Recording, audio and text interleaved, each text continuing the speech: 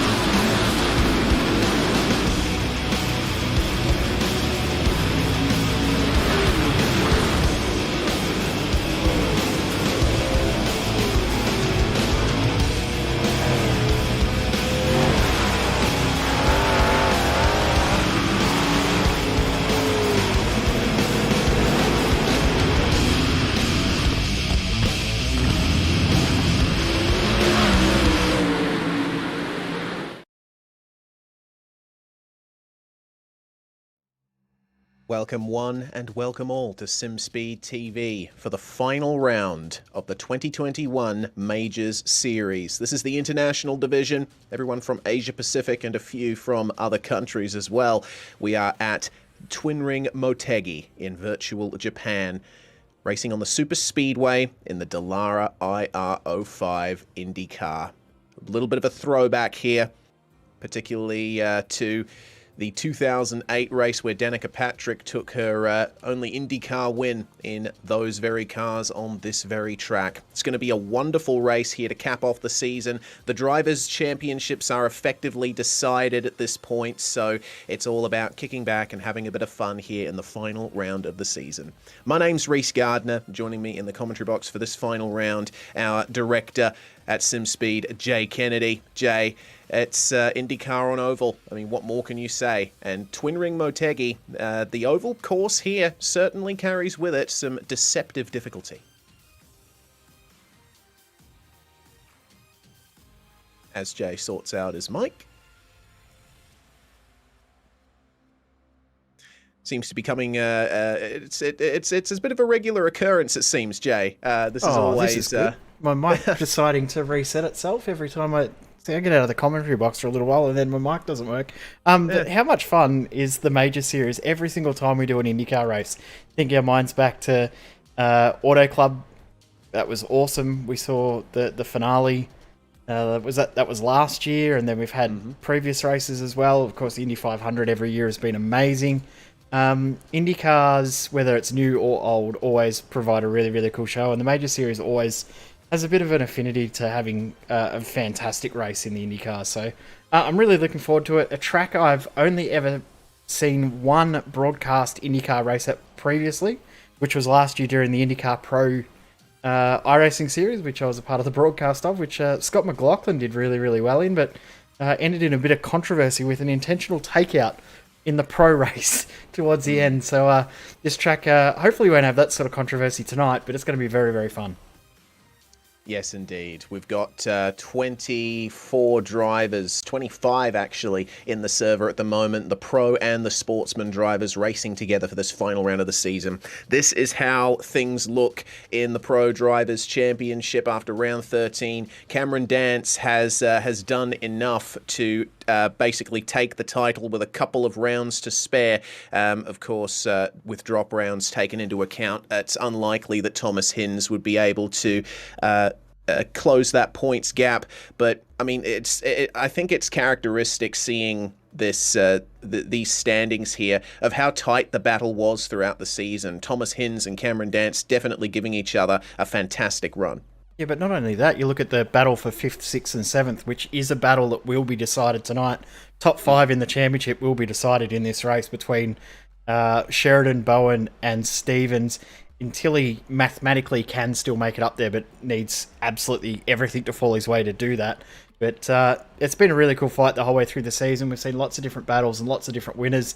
And we're going to have a fantastic end to the championship. As you said, Cameron Dance has done enough, but that battle between he and Thomas Hinds could have been oh so different, had a little bit of luck gone in other ways. We've seen bad luck from both of the drivers throughout the series, but they both had their fair share of good luck as well. And I'm sure Hinsey will be looking back at some of the races where he couldn't quite capitalise as much as he would have liked, and think that what might have been in the end.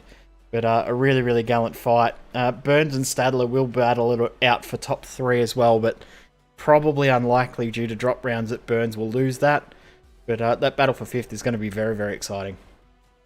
Absolutely. Looking forward to seeing how it's going to play out. Here's the Sportsman Drivers' Championship, and there's this battle is tinged a little with disappointment because Brad Clank, he had a fantastic run at this championship throughout the whole season, but J.M. Thomas has been able to close that gap up in these dying rounds of the year. And unfortunately, Brad Clank is not racing today. So all J.M. Thomas needs to do is complete the requisite 75% of the winner's race distance, and he will get enough points to take the Sportsman Drivers title. Yeah, basically just has to finish the race. He doesn't have to work too hard. There are a couple of other little factors he has to do. He just has to finish in a certain position. But basically all he has to do is finish the race and he'll take the championship. So that's pretty cool for him to be able to do. Battles throughout the field in this one too. You look at Steffen and Fox, Cahill, all very, very close. And then you look at Julian Mookie and Phil Otto as well. Those two are going to battle it out right to the end as well, which is going to be cool to watch. Some really, really cool battles in the Sportsman's Drivers' Championship, as we've seen all season long. But the tightest battle tonight is the next one coming up, because this one has been heated all season long. The Teams Championship in Pro, Kinetic and Fitzdy, 15 points between. It's basically who can get the most drivers at the front for this race.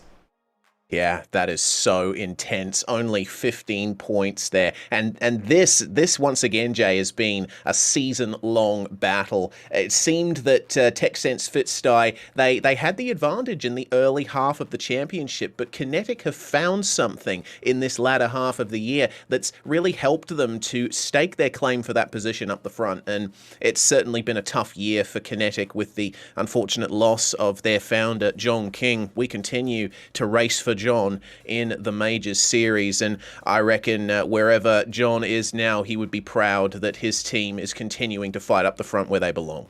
I think he'd just be happy to see such a great battle between his team and their toughest rival in this championship being TechSense Fitzdy Motorsport, seeing how hard they've fought and how gentlemanly the battle has been between them two. It's been a really, really intense battle, but it's been very, very fair and clean the whole way through between those two teams. So it's been really respectful and really great to watch how close those teams have been the whole way through. So we move over to the Sportsman Championship. Nowhere near as close for P1 and P2. The Gentleman Sim Racing Club will win that championship convincingly. But will they get a 1 and a 2 with their main and junior teams finishing first and second? Or will Middle Finger Racing put a stop to that dream for them? Yeah, that is the question. I mean, that's nothing short of outright domination from Gentleman Sim Racing Club up the front. They're almost double the points of their nearest rival. But yeah, Middle Finger Racing, they're going to have to pull out all the stops here to keep the sister Gentleman's team behind them. It's going to be a fun one to work out. Also seeing some close gaps still between Vision Motorsport, DPR, Kinetic Junior as well. So there's still a few battles to be decided here, gaps to close up, etc. But it's certainly going to be a fun night, especially considering the strategy here, Jay. Down in the bottom left of the screen, of course, the Major Series, you do get a spare car, and 55 to 60 laps per tank. This race is going to be 200 laps long. So if you decide to run the tank out all the way through, you're going to have 20 extra laps to go by the time you take your final pit stop. And that's a bit too long to really go for a fuel saving strategy. You're basically going to have to bank on a caution or a green flag splash and dash. Yeah, and caution's probably going to be the main thing. You're going to start to work on your strategy, but then what happens when a caution comes out on lap 25 and then you've got a curveball and you don't get your full stint lengths in regards to your strategy? We're looking about 10 seconds per stop each time they come in, which will be a full tank of fuel, 4 tyres. Fuel burn, interesting, depends on traffic. One of the comments we heard was the amount of throttle control needed through just one corner alone, that being turn 4. Interesting thing about this track is it's not symmetrical at all. Turns 1 and 2, turns 3 and 4, completely different in the way they're shaped. Yeah, turns 1 and 2 a lot more open, turns 3 and 4 tightened up, and the track incredibly wide as well. Just coming out of turns 1 and 2 here is Daniel Stevens, who currently occupies 3rd position on the practice timesheets. And coming into turn 3 and 4, here we go. You've got to lift off, shift down a couple of gears, maybe tap the brakes a little bit. And there's a little rise here, and you've got to work on minimizing that oversteer. Cameron Dance, who is currently in the session, of course, the champion for this season. He's given us some inside information. Apparently, you don't actually get to full throttle until you're well out of the corner and completely straight. So drivers will have to be careful to keep their rear ends in check, particularly towards the end of a stint. One thing that always amazes me too about these cars, whether it be the older gen which we're running here, you can see there too, and you can hear how late Stevens was to get on the throttle there, is how different drivers use the 5th and 6th gears. We often see at the likes of Indy, 6th gear is only used as a draft gear, but here we're probably going to see drivers use 6th down in that run into turn 3, but only get up to 5th down the front straight, just due to the nature of the track and the way that the corners are shaped. And that bump, as you just saw there from Stevens, a huge wiggle coming up to the finish line. So the other part of that too is it makes pit entry very, very difficult to get into as well. Yes, indeed, and that's going to be quite the difficult one as well. You'll be slowing down on the banking and trying to go into pit lane there. You see how tight it is, and actually getting demonstrated by one of our drivers out there. Yeah, that was one of the GSRC machines.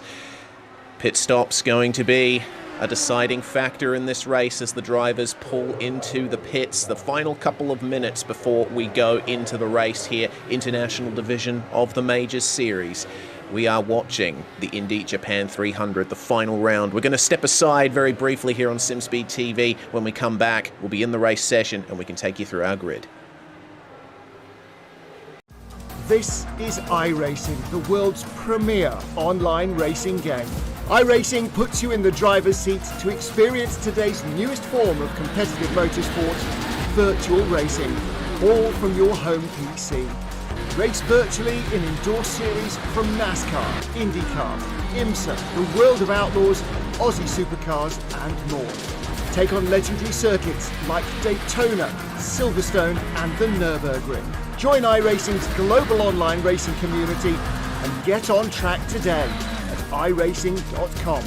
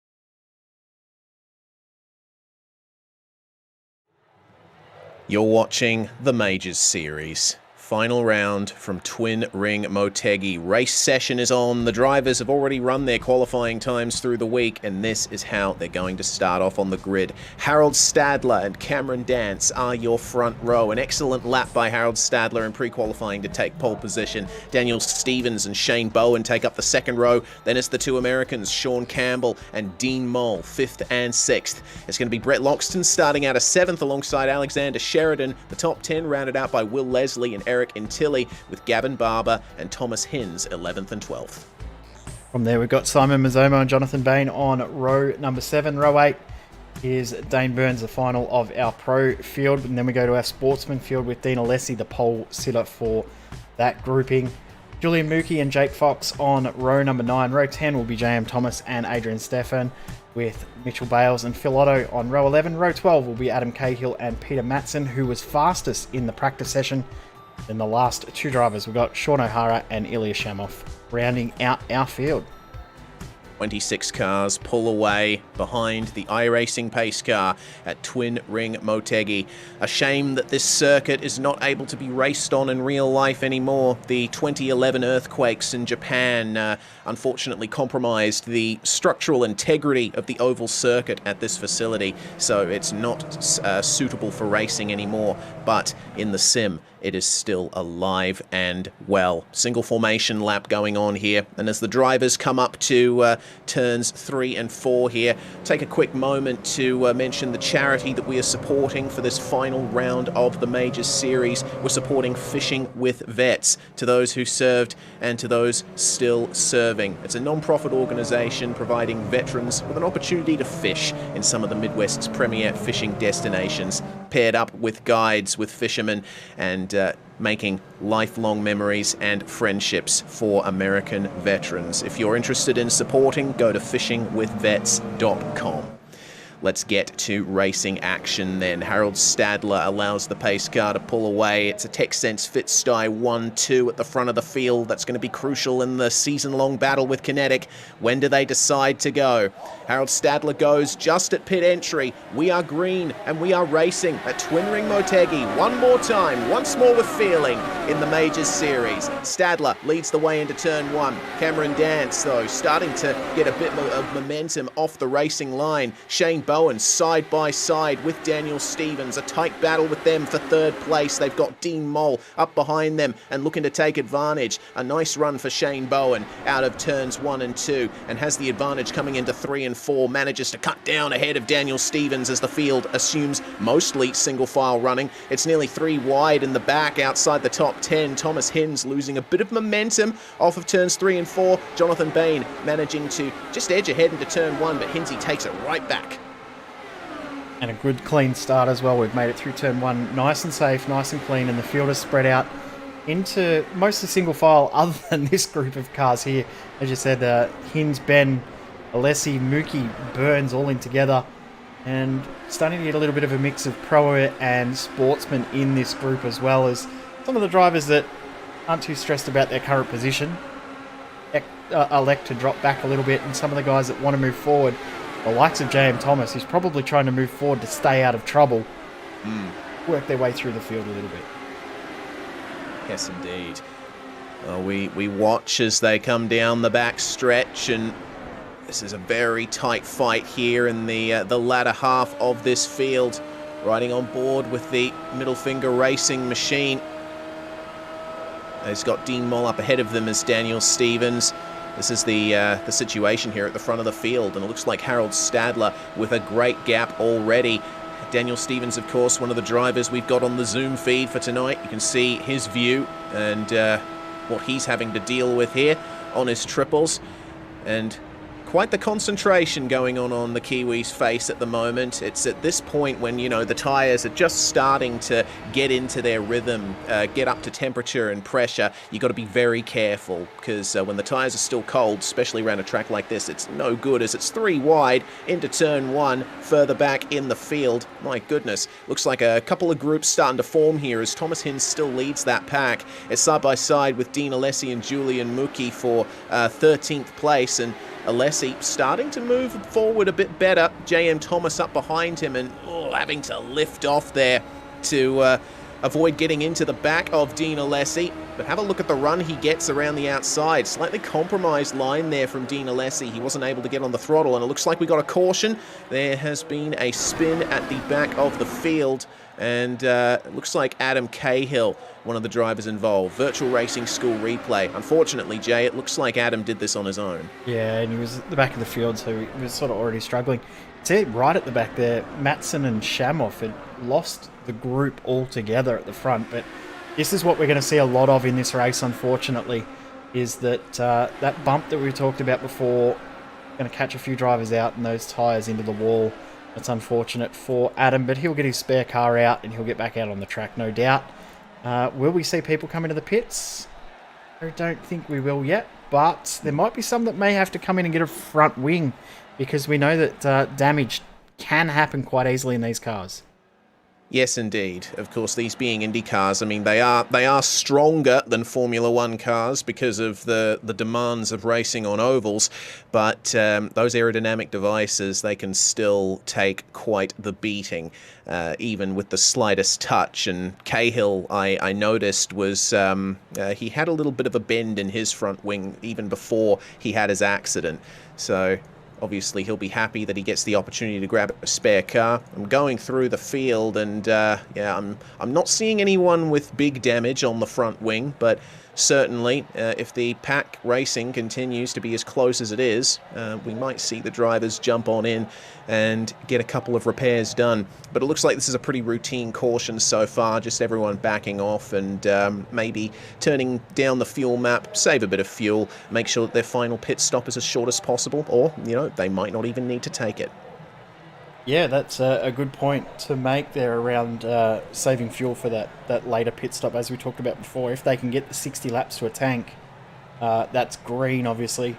If we get a few cautions, that will help them save that fuel and not have to take that splash and dash. So they might be able to stretch it out to 67, 68 laps with these caution laps. But then again, how do your tyres last at 67 to 70 laps? Versus someone who's decided to come in at 50 and take that extra stop is the staying out strategy, the smart one, because of tyre life. So lots of considerations to make, and the weather impact as well. Probably not going to be as big a factor as some drivers may have been thinking, because it is rather cool out on track and very, very cloudy, which is good for racing. It means that the track temp stays lower, but the other side to that is it takes a little bit longer to get the heat into the tyres. Yes, there's a big cloud over the circuit at the moment. You can probably tell from the lighting. The air temperature 22 degrees Celsius, track temperature 35. The wind is northerly at 17, so sometimes 18 kilometers an hour, and it's actually looking pretty humid out there. Relative humidity 72%, and that obviously has its effect on engine operating temperatures and how much fuel the cars use. Looks like we'll go green this next time by. Yep. Barney holds his flag in the air. Lights gone out on the pace car. And single file restart, I'm 99% sure for IndyCar. Yes, seems that way. So Harold Stadler will likely have an even greater advantage over his teammate Cameron Dance when they come to the green flag. I tell you what, I got to give a shout out to Shane Bowen. The fact that he has, number one, been able to put his car up there and to be able to gain a position, come up into third place. That's going to be very crucial for Avatar Auto Racing's championship fight here. His teammate Dwayne Burns is down in the field a bit. Dwayne started 15th, but he's lost 5 positions there. So usually the Avatar guys go well at ovals. That seems to be the case for Shane Bowen so far, but Dwayne Burns, I think, might need a couple of little extra things to try and get his way up towards the front of the field and support his teammate. But up the front, it is the story of Texsense Fitstye Motorsports. Stadler and Dance still occupying the top 2. Dean Moll's gained a couple of positions since the start of the race, started in 6th, now up into 4th. And it seems that the biggest mover in the field is Shawn O'Hara, down in 19th, up 6 positions, doing very well. Oh, no. As we go. Oh my goodness, what on earth happened? Okay. That's Stadler. Oh, Caution what? Straight back out. He's lost it all on his own as he went to restart. Oh my goodness. Okay, that took me completely by surprise. Yeah, he put the power down, the rears spun up, and oh man. How would you be in his situation? He had complete control up until he didn't have control. So easy to happen as well. We're going to see this a lot throughout the night, and just went to light it up. And as we've heard from not only Dance, but a few other drivers getting the power down out of turn 4, very, very difficult. And because Stadler has had that happen, he will lose the lead from when the caution came out, but he might not be too bad. He might not be in the position that he's currently in 17th. Actually, it looks like this is where he's going to be scored. As the pace car tries to catch back up to the front of the field, field's going to have to slow down to let it by. Yeah, for goodness me, the virtual pace car driver getting quite the workout here today. That is painful for Harold Stadler. You know, like, starting on ovals is always difficult. You know, the car's usually incredibly powerful and set up for running at high speed. So when you're trundling around at pace car speed, certainly a few ways in which you can mess up very easily. But man, I can't imagine what is going through the Austrian's head right now. He had complete control of the race up until this point. I do think, though, it's very fortunate that he was able to keep it out of the wall. You saw that he reacted very quickly to that slide, got straight on the brakes, and he's escaped damage-free. Yeah, which is very fortunate because he could have quite easily ended up in the wall and had to use his spare car, and you don't want to do that at only lap 9, lap 10 of the race. Such a long race. We're looking at between 1 hour 50 and 3 hours. It is time certain at 3 hours, but we're probably now, due to the 2 cautions, we'll be looking around the 2 hour mark. But crazy that we've seen from someone with such experience as Harold Stadler make what is the most basic mistake to make in one of these races, and I don't think we've seen the last of that. I think we're going to see that even more throughout this race. Yeah, particularly as the tyres reach the end of their usable lifespan. Well, we're going to be spending a few more laps here behind the pace car, and it shouldn't take too long. You know, pace car laps, they're about a minute 40, minute 30 or thereabouts. We should be getting back to racing action very soon here on SimSpeed TV.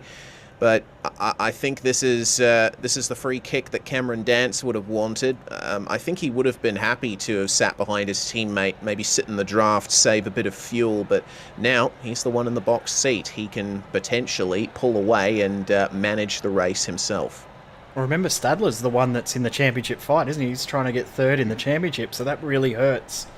Harold Stadler. I nearly said Gavin Stadler there. Harold Stadler in regards to that championship fight. Stadler's decided to come into the pits and get a fresh set of tyres. Maybe a change of underpants as well, but he probably has nothing to lose by changing tyres, because those tyres would be absolutely cactus with that hyperheating and locking up. So not a bad ploy by Stadler to come in and get tyres at this point. Yeah, certainly. Up on the jacks he comes, and in the first pit stall by way of taking pole position, and you see he's avoiding too much wheel spin there, trying to preserve those tyres as much as possible. And I think, you know, it frees up the strategy a little bit more for him now with those fresher tyres. We are only 12 laps into the race, and not many of those have been racing laps, but all the same, this could potentially put Stadler on a strategy where he has fresher tyres than everyone else at the end. One other thing to note too, we haven't talked about yet, is the pit exit as well. Very, very easy to lose control through that as well if you're too aggressive. So lots of sections of this track where you have to be ultra careful with the throttle control, which will catch drivers out. But during the practice session, during the warm-up pre-race, I would have seen no less than 10 drivers looping it on pit exit as they press the pit limit button to get the full power going, and they've looped it at that point, which is almost an identical spin to what Harold Stadler did. Just the point, the bite point of the turbo and things like that, just all coming together at once. So that is something to watch out for, especially if we get green flag stops. Drivers looping it on pit exit will happen at some point. Yes, indeed. I think quite a few of the drivers will be hoping for more cautions so that they can exit the pits a little more sedately. Well, the lights are out on the pace car, and we will get back to racing action, hopefully, for a few laps. Cameron Dance, it's up to him now to start controlling the field when the pace car begins to pull away. And considering how well he and Stadler were doing at the very start, I would expect Dance to not have too much trouble here in the lead. It's still going to be a very tight battle, though, between Shane Bowen and Dean Mole for what is now second place on the road. Daniel Stevens will be looking to get back up into third after losing a couple of positions there. Shawn Campbell, meanwhile, remains in fifth, exactly where he started. So high line for everybody, going high in the final corner. The pace car pulls in and we wait for Cameron Dance to go. The field checks up behind him. That's created a bit of a concertina, and the rear of the field is starting to come in at a rate of knots. I'm worried that this is going to turn into a bit of an incident. There has certainly been some shuffling in the lower reaches of the top 10, maybe just outside, but Cameron Dance managing to pull out a gap already over Shane Bowen and Dean Mole as it's side by side here between J.M. Thomas and Gavin Barber, with quite the shuffling going on in the midfield. The other thing that we might need to be careful of too is that drivers were overtaking on the inside. Of course, in iRacing, you cannot overtake a slower car on the inside at a restart until you pass the start-finish line. So we may see some drivers get some black flags from passing too early. I'm worried that Julian Mookie may have a black flag. Perhaps, and Harold Stadler has gone into the pits for a second time. He was is only this car stopped around? for half a second. Oh my goodness! Off the circuit. Though. Oh, Julian Mookie back onto the racing surface. That's going to be the caution out once again, and that car well and truly destroyed. And that's J.M. Thomas. That is. Oh no! So absentee Brad Klenk might have a glimmer of hope here. That is not what the Gentlemen's Sim Racing Club would have wanted. How on earth did this happen?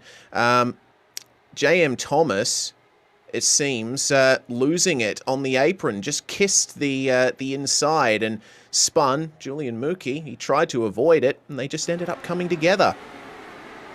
Mookie had nowhere to go, so unfortunate for him. But yeah, J.M. Thomas, I think he was coming up too quick to the back of Gavin Barber and just hooked it down below the white line, and that was enough to loop the car around. And Mookie, I hope he is not on a motion rig, because he will be feeling rather sick right now. Yeah, well, I certainly hope that he's not in VR either. Yeah, that would be a bit of an unpleasant experience. But we continue with the pace car out once again. J.M. Thomas back in the pits, and it looks to me like he hasn't gone for the spare car. He's just looking to get those repairs done in a regular sense, and that makes sense. I think I think the drivers are well aware that this is going to be a very difficult, very tough race, and very easy to make mistakes, especially later on. So you want to avoid using your spare car if necessary. You also don't want to go too far down, though, by getting the damage fixed. So he's got a lot of damage, and it takes 20-30 minutes. He could end up losing too many laps to be classified as 75%. So he's got to be very, very careful. But we'll have to keep an eye on how many laps down he goes from this damage right now. Yeah. Already down 1, about to go down 2. Remember, he has to finish 150 laps, and that is already put him on the back foot. Brad Klink, I'm sure he'll be having one eye on this tonight. Obviously not racing, but he'll be keeping up to date with what's going on, because he could still win the championship just from that mistake from J.M. Thomas. The Sportsman Championship is still alive and well. And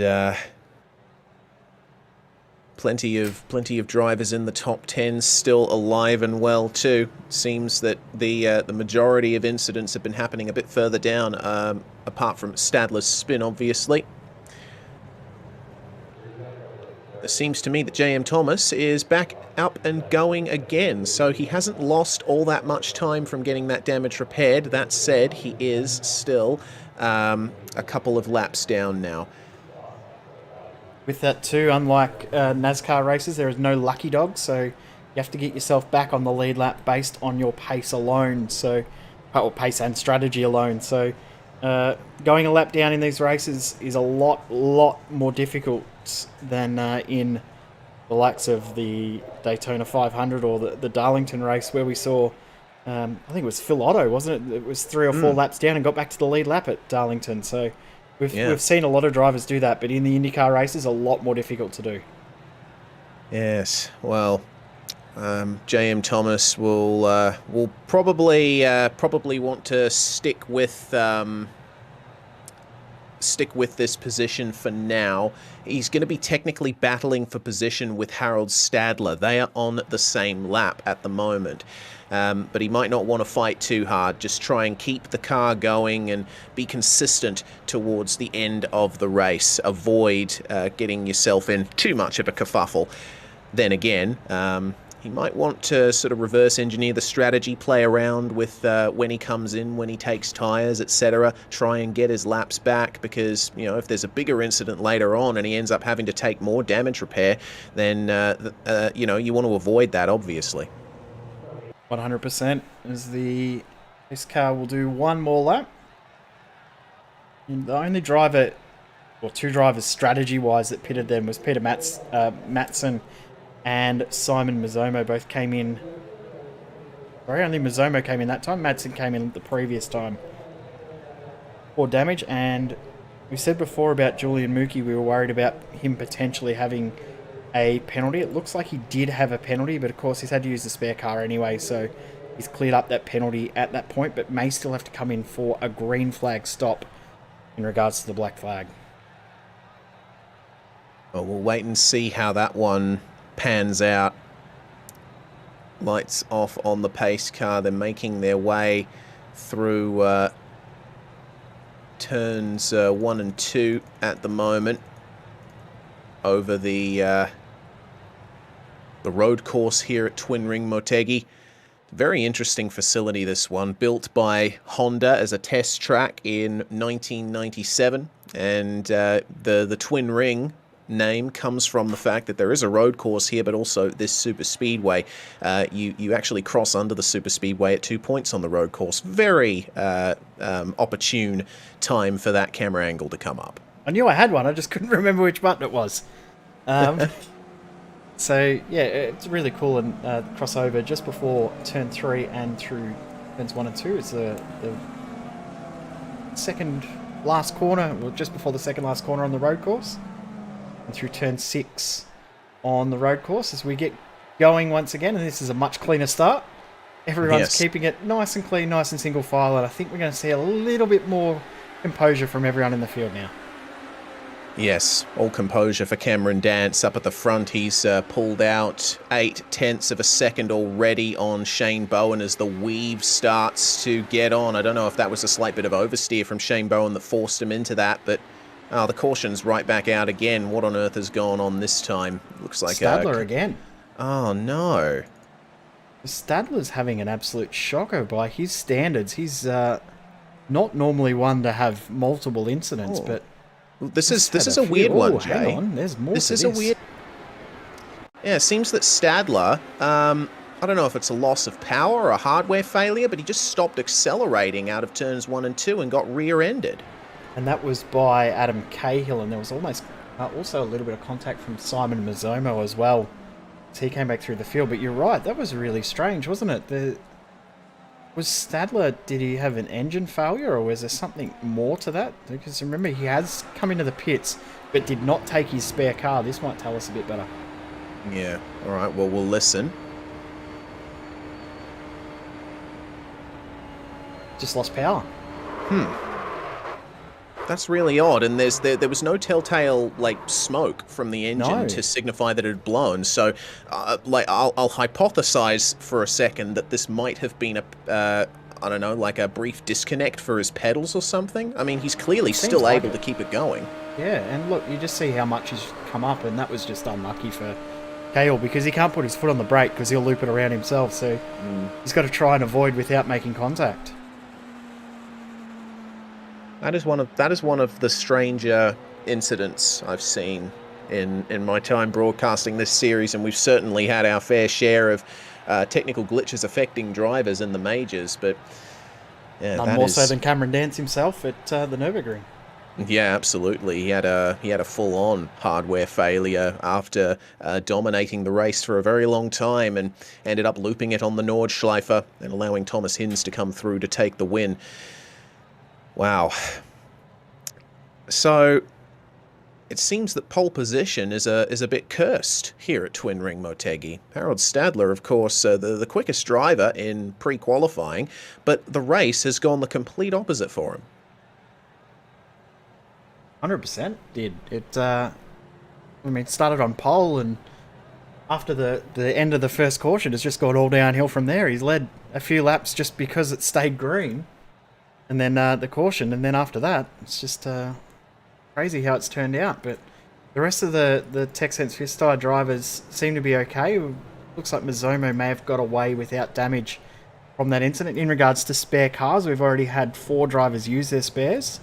No surprise on who those 4 are. Thomas, Stadler, Cahill, and Mookie. So Cahill, obviously too much damage from that incident just there to mean that he's had to use his spare car. So, yes, they've escaped having to use it for now. And lights still on the pace car, and it seems that Julian Mookie has come out in all of this behind the pace car, but ahead of Cameron Dance. And I'm sure that I'm pretty sure that there's wave arounds. I'm sure he'll get waved around. I'm like feeling like you. I'm second guessing myself, but I'm 99% sure he'll get waved by, and Dance will lead the field. But he did come out of the pits and plot himself into that gap, but he'll get waved by the pace car just as they cross the start-finish line on the next lap.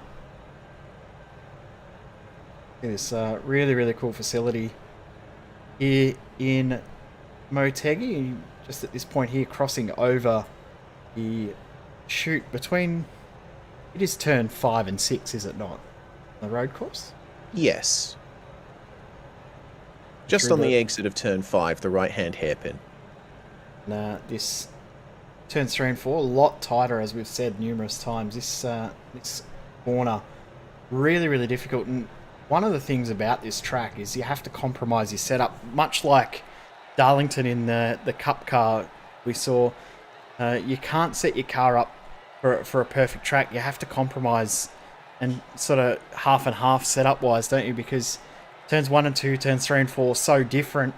And the straight's also fairly long in comparison to how tight the corner is for 3 and 4. Turns 1 and 2 sort of feel right, but 3 and 4 very, very tight for the length of the straights in comparison.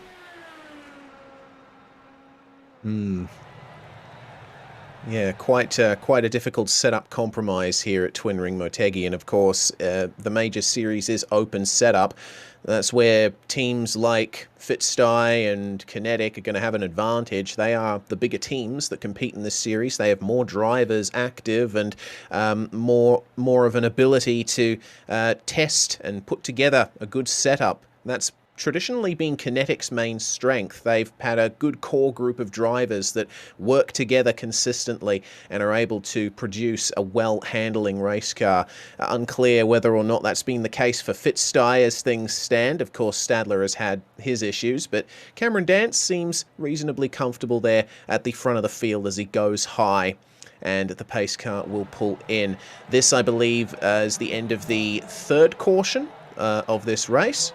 We shall see how long it is until the next one. In comes the pace car. Cameron Dance, when does he decide to go? At the top of turns 3 and 4. As they are straight, he goes. And Barney waves the green flag.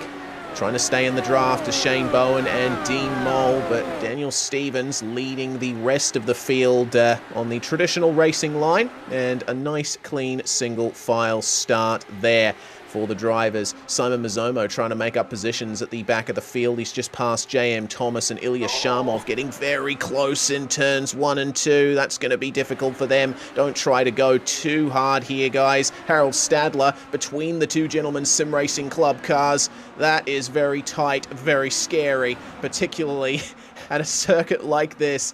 Julian Mookie maintaining the outside of Harold Stadler, but it looks like J.M. Thomas has managed to get far enough ahead that his teammate can keep Stadler behind for position. Now, I've had a little bit of help in the background from Sam Harper, who looks after some of the admin stuff for this series. J.M. Thomas, if he finishes second in this race, will tie Brad Klink for the championship. count back on race wins and top fives, we'll still see the drivers tied. So J.M. Thomas has to finish second in Sportsman to tie the championship and win the class to win the championship. So we thought that it was a little bit easier for him and just had to finish the race. No, there's a little bit more to it just based on the drop rounds from Klink's worst round. So that shakes up this championship a little bit more and makes it a little bit more spicy. J.M. Thomas has a real drive on his hands now. He does indeed. Right at the back of the field here in 23rd, a lap down. The leader of Sportsman at the moment is Adrian Steffen, who's currently in 9th overall. Second in Sportsman at the moment is Dean Alessi, running 11th overall. So that gives you an idea of how much ground J.M. Thomas has to make up, a lap and then some. And you can tell the Sportsman and Pro class drivers on our ticker as well, with the green numbered drivers being Pro and the yellow numbered drivers being our Sportsman class. So yeah, a lot of work ahead for J.M. Thomas here as Ilya Shamov is in the pits, and he has had an incident that's brought him into the pits too. So Shamov may be race done. Potentially, and we just saw Shane Bowen losing some positions there as side by side coming out of turn 1, the 019 of Jonathan Bain having to make way. Thomas Hinz round the outside of Dwayne Burns here. You see the ebb and flow of the drivers as they come through the turns. Big oversteer moment for Shawn O'Hara down on the bottom. This is the on board from Jonathan Bain as they're still side by side through these turns, and Dwayne Burns, it looks like, trying to his best to keep Thomas Hinz behind for now. Yeah, don't go below the apron, guys. Got to be very careful through these turns. It looks like getting a run now on Gavin Barber just up ahead, as this is quite stressful for Jonathan Bain, I imagine. Getting cars on his outside. It's Phil Otto he's having to deal with at the moment. You could just see him on his right monitor there. Phil Otto in the light pink lilac machine. I feel like that's the hardest when you know you don't quite have the pace of the guys around you, so you want to drop back, but you can't just pull over and let them through. You've got to still fight and work with them to let them through and keep the pace. So difficult thing to do is Jonathan Ben's done a great job. If we go back up the front, Shawn Campbell's starting to make some moves. He's now up into 3rd, side by side here with Daniel Stevens. It's a good little fight. Yeah, it is quite fun to behold here at the moment, as there's still a pall of dark cloud over the circuit at the moment. Not much sunlight hitting the racing surface here. Shane Bowen still the highest of the Avatar Auto Racing cars, and having to give up second position a few laps ago, but he's got a good draft here from Shawn Campbell and Daniel Stevens as they make their way out of turns 3 and 4 once again. The drivers still incredibly easy on the throttle out of these turns. You've got to keep it nice and smooth through turns 1 and 2. There's a few bumps I'm noticing the drivers having to navigate on the inside of turns 1 and 2, and certainly that could unsettle you if you're not careful. Definitely is. Dean Mole actually starting to catch up to Cameron Dance as well at the front, so I'm not sure if Dance is just trying to conserve tyres or if there's something more to this, but yeah, definitely getting closer at the front, and those two are starting to break away from those battling guys behind. Will Leslie also very, very fast at the moment. Actually is one of the fastest cars on track right now. Yeah, looking very good is Will Leslie. Currently in 6th, up 3 positions from where he started and running low 30-second lap times. Fastest car on track last time round was Shawn Campbell, a 30.233. And seems a very competitive field at the moment. Have a look at this long line of cars that is forming now. The battle's starting to close up here, and it looks like it will be on for 4th place. You got Stevens, Bowen and Leslie all fighting, as Adrian Steffen having to go a bit tight here for Brett Loxton on his outside. And Loxton getting a slightly better run out of turns 1 and 2, but Steffen with the inside for turns 3 and 4 will likely be able to keep that position there. Oh, unfortunately, he hasn't been able to quite clear Brett Loxton yet, and much better run around the outside. Steffen, I think, having to correct a little bit, make sure that he doesn't go for a spin. Yeah, just that little bump we talked about before at the exit of 3 and 4. That exit of turn 4, he's going to catch a few drivers out, and good driving and good remembering of the track conditions from Adrian Steffen there to make sure he didn't loop it. Just behind you can see Dean Alessi. He is now one of the fastest drivers out there, as well as Mitchell Bales. Those two are coming for Adrian Steffen for the Sportsman lead. Mitchell Bales, fastest car on track last lap, 30.176, and he's done it again, 30.169. Looking very good here with a big draft train up ahead. Seeing a few drivers going a bit lower out of turns 1 and 2. One of the drivers a little slower than projected, I think. Shane Bowen actually having to let Alexander Sheridan through, and Steffen and Loxton still side by side. And there's a compromised exit for both Bowen and Sheridan up ahead. This is going to give the run here to Brett Loxton. He might try to thread the needle coming into turns 1 and 2. 3 wide on entry, and they're going to maintain 3 wide here with Steffen on the bottom and Bowen up the top. Take it easy, guys. This is going to give a chance to Dean Alessi to go make it 3 wide once again as well. This is crazy battling here for what's effectively the last few positions in the top 10. And the other part of this is it's the battle for the lead in Sportsman too, because mixed in the middle, Adrian Steffen, Dean Alessi, Mitchell Bales are all Sportsman drivers. They're fighting for that first position as Brett Loxton. I tell you what, that was close. How close was that to him thinking go 4 wide? I'm glad he decided not to, but that was very, very close to him making it 4 wide that previous lap. They've sorted themselves out as a little bit of lap traffic now starting to come into play. And unfortunate news is Julian Mookie's unfortunately had to retire his car from too much damage. That's a shame for Julian. Could have been on for a good result here today, but this is where his majors season ends for 2021. So, into turns 1 and 2 once more. Loxton has gotten a little bit of a better run here, but Ilya Sharmov definitely making himself known in the latter half of the top 10 in terms of position. He is very out of position, having to lift off here, and blue flag's only really advisory in oval racing, but I don't know how Alexander Sheridan's going to feel about that. This is definitely making things rather dicey. It's giving Brett Loxton a good opportunity to keep Adrian Steffen behind. Of course, these drivers all still fighting for those positions lower in the top 10, and Steffen getting a bit of an advantage in the battle for the Sportsman lead. So that we've had a decent little bit of green flag running as well. It's separated the field out a little bit, but the front 3 are closing in. Daniel Stevens hasn't been able to hang with Dance, Mole and Campbell. And these front 3 are getting very, very close. Yeah, they are indeed. This is going to be an interesting battle to behold with the top 3 now closing up as they are. Mole's done very well to keep himself in the position he has, and of course Shawn Campbell advancing forward a bit as well. It seems that everyone behind them is content to fight amongst themselves, and continuing to get closer to Dean Mole now is Shawn Campbell, running a little bit higher in turns 1 and 2, going for a late apex, a straighter exit. That is going to be crucial, I think, in the latter stages of the race, just saving those rears on the exit. And we know green flag, they're looking at around 55 to 60 laps to a tank, but with the cautions that we've had, we probably wouldn't be surprised to see these guys stretch it out to 70, maybe even 75, because almost all of those caution laps, every single car in the field was mega fuel saving. So we could see a really, really long first stint here. And from there, the first driver that pits will have a huge advantage in regards to tyre life as well. We might see some moves through the field from whoever that first driver is to pit.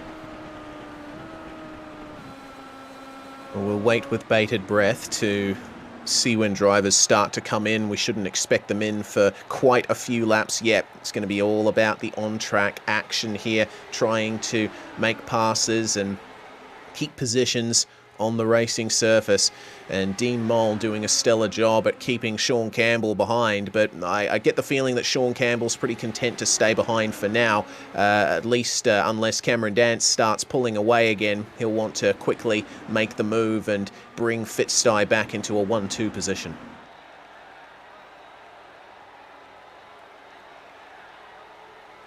Still some battle. I thought this battle wasn't anywhere near as intense as this, but this is Sean O'Hara, Phil Otto, Eric Antilli, Jonathan Bain, and also in amongst that is Adam Cahill and Ilya Shamov as well. So This is a spicy little fight here going on. Continuing on as a change of position for second and third because Dean Mole has lost that second position to Shawn Campbell. I tell you what, Mole drifted out towards that outside wall and I thought he was going to hit it.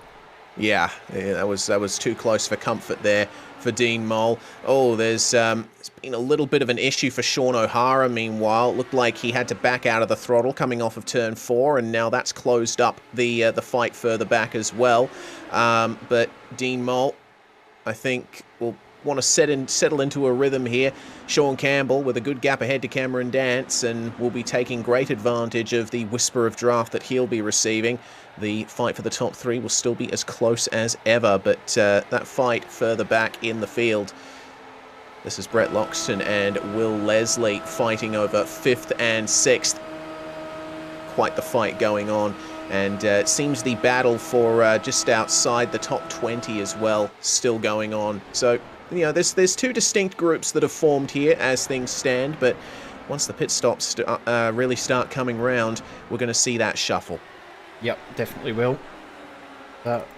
Seen Shawn O'Hara he and Eric and Tilly, they just dropped a whole heap of speed as they went side by side into 3 and 4. So they both had to get on the brakes. I'm guessing one of them was struggling a little bit with either understeer or oversteer and nearly made contact. Not sure exactly, but they continue on. They've got Jonathan Bain not far behind as well as Phil Otto. See there, and just ahead of them, that is the lap down car of... I'm not sure, that's the 35. 35, that is... Oh, it is Eric and Tilly. Sorry, my yeah. apologies. Oh, that's right, that's Cahill just behind watching them go at it. It seems that Intilly's been pretty comfortable watching the... or taking that inside line as we check out Simon Mizomo. He has not had the best of runs so far. He's already been in the pits twice, and of course a little bit of contact with his teammate Harold Stadler in his second incident. But I think this goes to show how much concentration is required to get around this track quickly. Simon's also got a little bit of an extra element to his setup. He's got his flight simulator controls alongside him, and he's using that to change the weight jacker on the car, which shifts the weight left to right, basically determines how tight or loose the car is in the corners.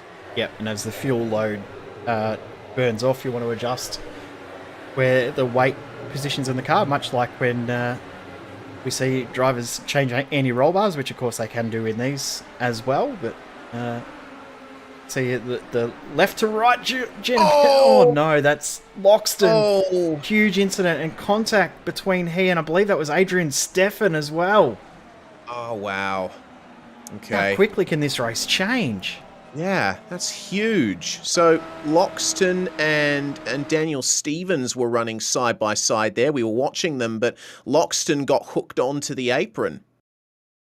I tell you what, Stevens was lucky to not get cleaned up, and Adrian Steffen had nowhere to go. And how much has that hurt? Because he was driving so well, leading the sportsman class, to have it end, or the run that he was having end like that. That's heartbreaking for him, but so easy to happen. Brett Loxton, unfortunately, making the smallest of errors, so easy to do in these cars. Yeah, absolutely. That is such a shame there. We're going to get another view of it here, and I also think an onboard from Dean Alessi would be appropriate, maybe in slow motion, because he got a very lucky break. There's Brett Loxton just, the car just snaps, and you see how close Dean Alessi was to getting cleaned up by all that as well, but he got very lucky, only just avoiding the spinning Loxton. Check this out. And at this point here, they're doing almost 300 kilometers an hour as well, so... even though they're turning, they're in 5th gear at almost 10,000 RPM at nearly 300 kilometers an hour. That's nearly 180 miles per hour. And oh, wow. That is so lucky. That is. And guess what? Pit lane has come alive. The only car that hasn't come into the pits out of those that had yet to pit is Jake Fox. So he's going to assume the lead of the race, but pretty much everyone else is in the lane at the moment. They'll be getting tyres and fuel all done, and maybe a couple of position changes here in the lane. Dean Mole actually coming out ahead of Shawn Campbell. Slightly quickest pit stop there. Yep, probably lane time as much as pit stop time, wasn't it? The 8.5 seconds pretty much for all of them. But yeah, half a second quicker down the lane. So just got into his pit box a little bit nicer, did Dean Mole. But Jake Fox now the only driver in the field yet to pit. What that does do, it does hurt the likes of JM Thomas, who could have used that as an opportunity to stay out and maybe get a lap back. Unfortunate for him, Jake Fox is going to ruin that party, and will mean that Thomas might as well come into the pits this time, because he's not going to get his lap back anyway. Yeah, that's it. He might have to wait for the next caution, bank on that to try and elevate himself up to second place in Sportsman, which is still a very long way away. Again, that's what JM Thomas needs in order to take the Sportsman title. And currently, second in Sportsman is Adrian Steffen, running 7th overall. Of course, once Jake Fox decides to pit, he will undoubtedly filter through into the lead, and then it will be Mitchell Bales who will be JM Thomas's next target. Had a decent green flag run just then. I think it was 35 laps. 25 laps we had, from lap 25 to lap 51, so 26 laps. And track conditions, actually, during that phase of the race, the track dropped 5 degrees in temperature in that 25 lap stint. That's pretty crazy. It seems that these cloudy conditions are really cooling down the track at the moment. Currently it's at 33 degrees Celsius. It's also a bit less humid out there as well. I actually haven't seen that sort of temperature drop off in such a short amount of time, and it's now down to 32 degrees out on track. At the hottest point on lap 26, it was up to nearly 40 degrees. So it's been interesting to see the evolution of the track over so many laps. It's very bizarre to see a fluctuation like what we're seeing here. But of course, mostly cloudy sky definitely does play an impact in that, but even still, it's surprising. And if drivers aren't fully prepared and have enough customization in regards to their setup, it can hurt them and end up costing them a lot of ground. Yeah, you can never quite anticipate where the track conditions are going to go, what temperature the track's going to be when you're actually out there. There's I've always found it funny for a sport like motor racing that is so embedded in engineering and science and numbers and, true objectivity. It ends up becoming so chaotic simply because of conditions and human reaction. 100%. It's amazing how much we don't think about that sort of stuff too, isn't it? It's such a bizarre sport, motorsport, isn't it? That's when you think about it, it is such a weird sport, but that, as you say, it is why we love it. It's so much unknown. Yes, it's all it really is intelligent talking monkeys trying to bend the laws of nature to their will and failing just about every time.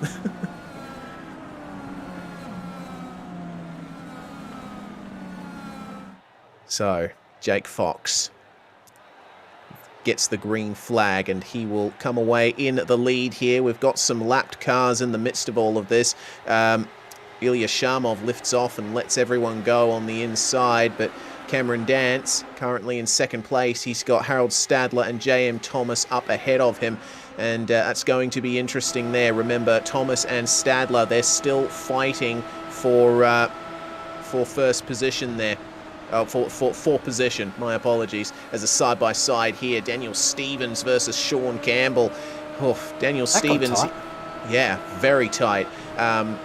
He's obviously still got some nerve in him as Daniel Stevens after being very narrowly avoided in the incident with Brett Loxton that brought out this caution. But single file running, Cameron Dance now going to make a move on Dean Mole here. And it looks to me like that's going to be reasonably done, unless Mole can get a good exit off of 3 and 4. It looked like he actually nailed the throttle application there. Excellent run from Dean Mole. But he has sort of spoiled the party here for Cameron Dance and Shawn Campbell. They would have liked to have been able to hold on to position and keep Mole behind, but he's going to make things difficult here. That said, they do have Harold Stadler just up ahead, and he could potentially play a part in this. And the other part too is they've got Stevens, Leslie and Steffen, as well as Bales and Alessi, all right there as well. So top 9 all pretty much close together, except for Jake Fox, who has pulled a bit of a gap. Remember, Fox still has to come in and make his first pit stop, but the rest of the guys are fueled up for the next 55, 60 odd laps. And the tyres as well, probably going to take a little bit to get up to temp. And once they do, we're going to start to see some really, really quick lap times. In saying that, Jake Fox has set the fastest lap of the race on the previous lap on 60 lap old tyres.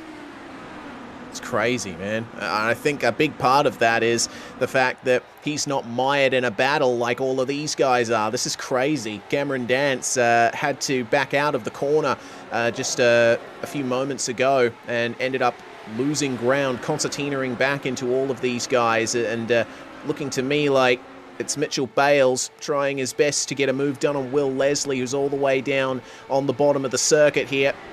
Very compromised. And he has to lift off and let the other MFR car of Dean Alessi go at least into the corner, and then out away they go. So things calm down for a brief moment, but a move trying to be made here by Adrian Steffen, who has had a couple of issues this race so far. He has gotten his spare car on, and he's still battling in the top 10. Risky spot to be at this point, though, to have to use your spare car. Dean Alessi also has had to use his spare car in a round. Oh, that is huge. Many cars involved in that. Harold Stadler, Mitchell Bales, Daniel Stevens, all stopped on the circuit. And that was trying to navigate a lapped car there. Harold Stadler, he had just let Shawn Campbell go, and Daniel Stevens, he wanted to do the same thing. Stadler actually lifted off a fair bit coming into turns 3 and 4.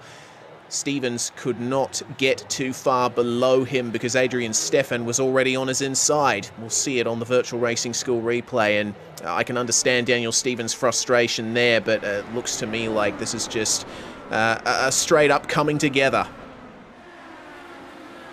It's just one of those unfortunate things when you've got lap cars that are entitled to race, but yeah, probably a little bit more racy than we may like to see in this sort of situation. Of course, Stadler probably feels he should be in the fight because he isn't necessarily slow. I mean, he started on pole, but this is just unfortunate, and 3 into 1 just doesn't go, and Dan Stevens probably really left with nowhere to go and probably thought that Stadler was going to give a little bit more room on the outside. Unfortunate for him. Yeah, very much so. And with that, Harold Stadler and Mitchell Bales have retired from this race. We're not going to be seeing any more of them, I think. They both had already used their spare cars at that point. That's a shame. Well, it allows the drivers to reset a little bit once more. We got Jake Fox taking his stop, Daniel Stevens behind him with a very beat-up rear, and hopefully he has the spare car available, or maybe he's not electing to use it. Yeah, he's not using it. He's just using his optional repairs, but I think if he got out of the car and had a look at the damage to the back, he might change his mind. I must say, I've just seen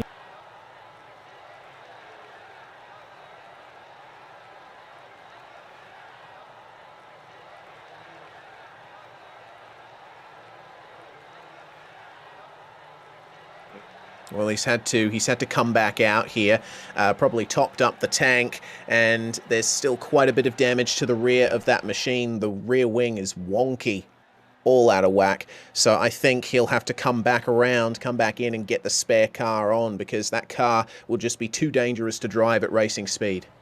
In saying that, not a bad ploy to do what he's done. Come in and see if it can be fixed, or fixed enough without using the spare. still got plenty of time because these cautions we've seen are pretty long, but he's going to come straight back in and get that damage fixed again and use the spare car, and I can tell straight away that that's what he's coming to do. When he comes, and he's going to have a second go at it, but he's going to be very, very devastated by that. Yeah, it's something that you certainly don't need if you're in Daniel Stephens' position. I mean, he was fighting in the top 5 and then in the top 10. Certainly had a chance at a very good result today, and he still has the chance to get a good result. It's just going to take a lot of work and maybe a little bit of luck on his side as well. And it's interesting to see that it doesn't look like the spare car's been taken again. Didn't take it. Surprised. Yeah, you can see that the rear wing of that car is still definitely not the shape a rear wing should be. Doesn't look right, does it? No. Tad broken. Just a little offset. Even the back of the car's offset too. They're just above the right suspension, the right arm there. That the car's crooked in that spot too. So, a fair bit of damage to the car, unfortunately. Well, we shall see whether or not fortune smiles on Daniel Stephens once again.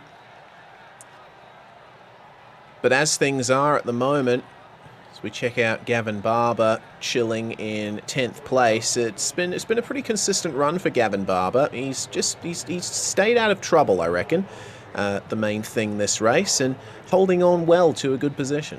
The ironic thing about that is in previous races, trouble has seemed to find him, but he's been able to avoid it this time. So good luck to Gavin for the rest of it. I hope we haven't put the curse on you. We probably have, and we apologise in advance if that is the case, but fingers crossed he has a much better result than what he's had in a lot of the previous races, because if it wasn't for bad luck, Gavin would have had no luck in the series at all this season. Yeah, he's had these opportunities and these really great turns of pace over the season, but due to circumstances outside his control, he just hasn't been able to capitalise on it, which is a shame. Looks like Daniel Stephens has come into the pits again, and this time he has taken the spare car. So looks like that MFR number 3 is as it should be. But that looks better. That looks way better, doesn't it? But having said that, it's going to be a tough road ahead here for the Kiwi. He's got a lot of work to do to get back up into the top 10. He is still technically on the lead lap, but he'll have to do his darndest to avoid incidents from here on out. In the midst of all of this, Dean Moll has taken the lead of the race. Cameron Danson, Shawn Campbell 2nd and 3rd, Adrian Steffen 4th, Alessi in 5th. Dean Moll is away as we go green, and a much better start for Moll and Dance than it was for Campbell. He's lost ground coming off of the green flag, and that's how things are going to stack up. There's a little bit of side-by-side running further back in the field. Ilya Shamov and Brett Loxton pushing each other quite hard here. Shamov, of course, in the yellow machine down on the bottom.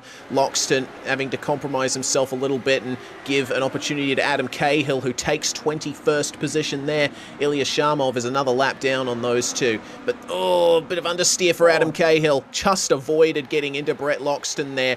This track is so difficult. I've tried driving it once or twice over the years, and I've never been able to sort it out. As Cameron Dance goes for the lead here versus Dean Moll, can he get it done? Good battle, and I'm with you. I've never been able to master this track either. Just the weird shape of it has meant that I could never find a way to set the car up and get the balance as Dance through on Dean Moll. But Moll didn't fight that too hard as we're through 1/3 of the race.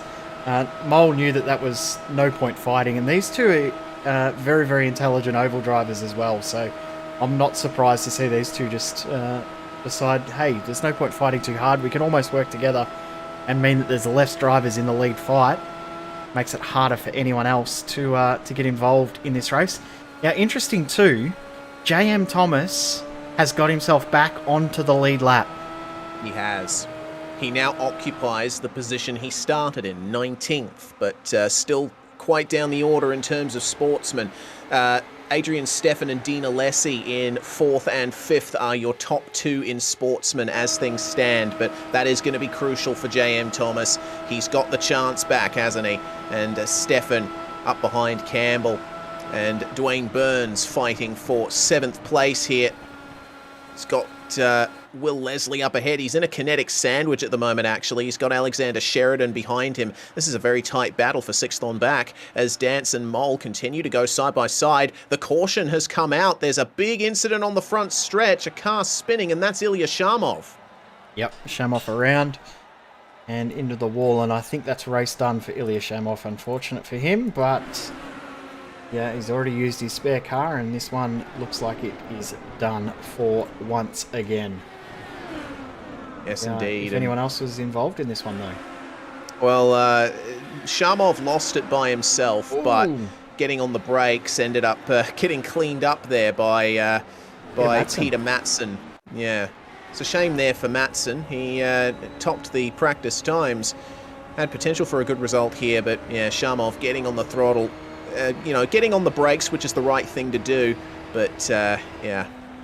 It's a shame there. Matson escaping without much damage, but not Jake Fox.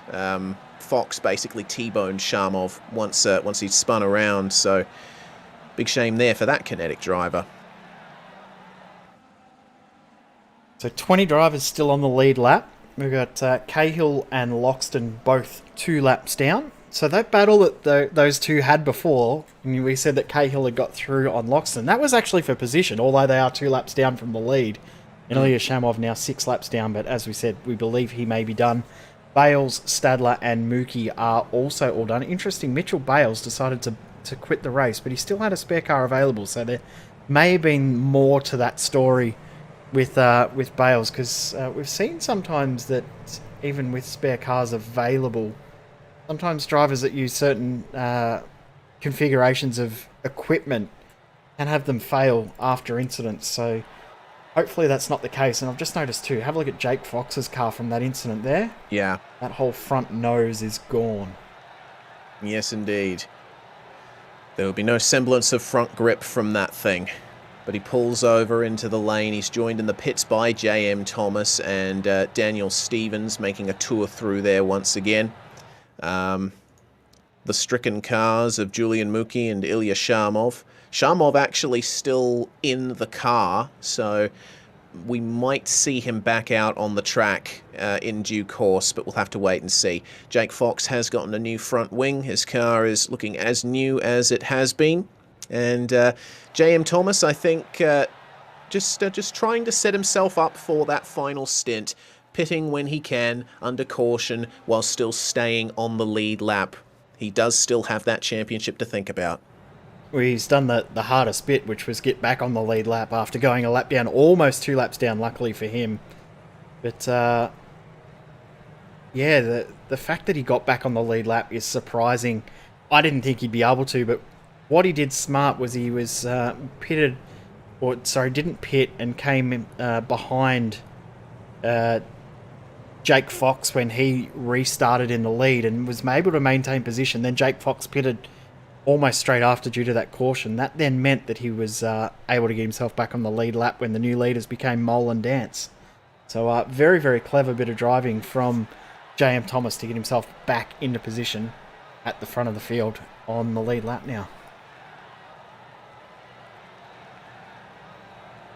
Let's see if it ends up working out in his favour towards the end. We're about to come up on lap 75 of 200, and we should be getting the restart at the start of lap 76. Daniel Stevens, he's popped into the pits again. Looks like he's just topping up the tank every single lap under caution, which is something that you don't often see in IndyCar, but probably a smart thing to do considering the position he's in at the moment. Got nothing to lose by doing it, and I mean, if he feels more comfortable on fresh tyres as well, it's not a bad ploy. As far as I know, there's no limit on the amount of tyres that the drivers have in this race, so I can't see anywhere that there's a tyre limit, is there? No, there is, sorry, 10 sets of tyres, so topping up with fuel, not a bad ploy.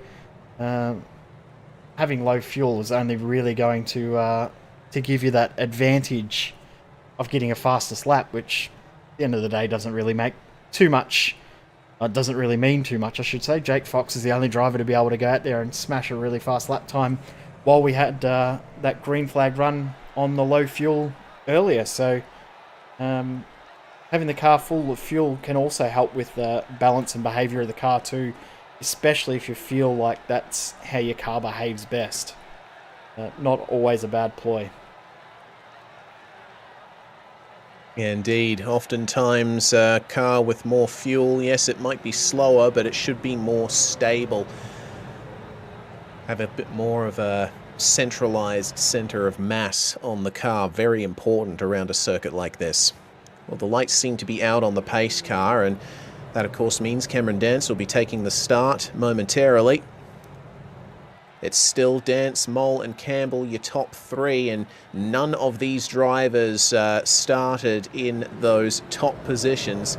Dance, of course, did start second, but he's inherited the lead somewhat. Still had to fight for it, though, versus Dean Mole. Shawn Campbell making up 2 positions, but the biggest mover in the field by far is Adrian Steffen, up 16. Well, I say by far, I don't really mean that. Shawn O'Hara also up 14 positions as we prepare to go for the green flag. Start of lap 76. It seems to be a competition between the 2 Fitstone machines and the Kinetic number 31 at the front of the field, but Adrian Steffen and Dean Alessi on the outside looking in could spring a surprise in the Sportsman class. The green flag flies. Cameron Dance is away, already pulling out a massive gap as Barney waves the flag. We're racing again here at Twin Ring Motegi, and already moves starting to be made further back in the field. Looks like that's Simon Mizomo going forward on Eric Intilli up the inside and trying his best to take 13th position, but Intilli a little bit more stable on the outside. Definitely, and he had to back out of it there, did Mizomo. You just saw there too, he just reached down to his left and adjusted the weight jacker, as we said before. He's got his flight stick set up to adjust his weight jacker, so cool to see him using that equipment for that. I usually forget to set one up and then get in the race and go, what's my button for it? Yeah, of course. Oh, goodness, that's looking a bit tight there in the battle for 8th and 9th. Thomas Hinz trying to fight with Alexander Sheridan, and Gavin Barber now in 10th place, looking to try and go for a move on the guy who's P2 in the championship standings. In the pro standings at the very least. Looked like Sheridan had to back out a bit, and that compromised Hinz slightly. That has given a bit of an advantage to Will Leslie, as here is a move up the inside. That's Dean Alessi making the move on Adrian Steffen and claiming the lead of the Sportsman class. This is a cool battle that these two have had all race long as well. Of course, they had Mitchell Bales in this battle earlier as well, but unfortunately he had to retire after that incident with Stadler and also Dan Stevens. These two continue on in their fight, and Dwayne Burns not too far behind as the caution comes back out again. Adam Cahill involved in another one. Oh dear, and escaped off the track. Go to the virtual racing school replay once more, see how this went down. So Cahill, he ended up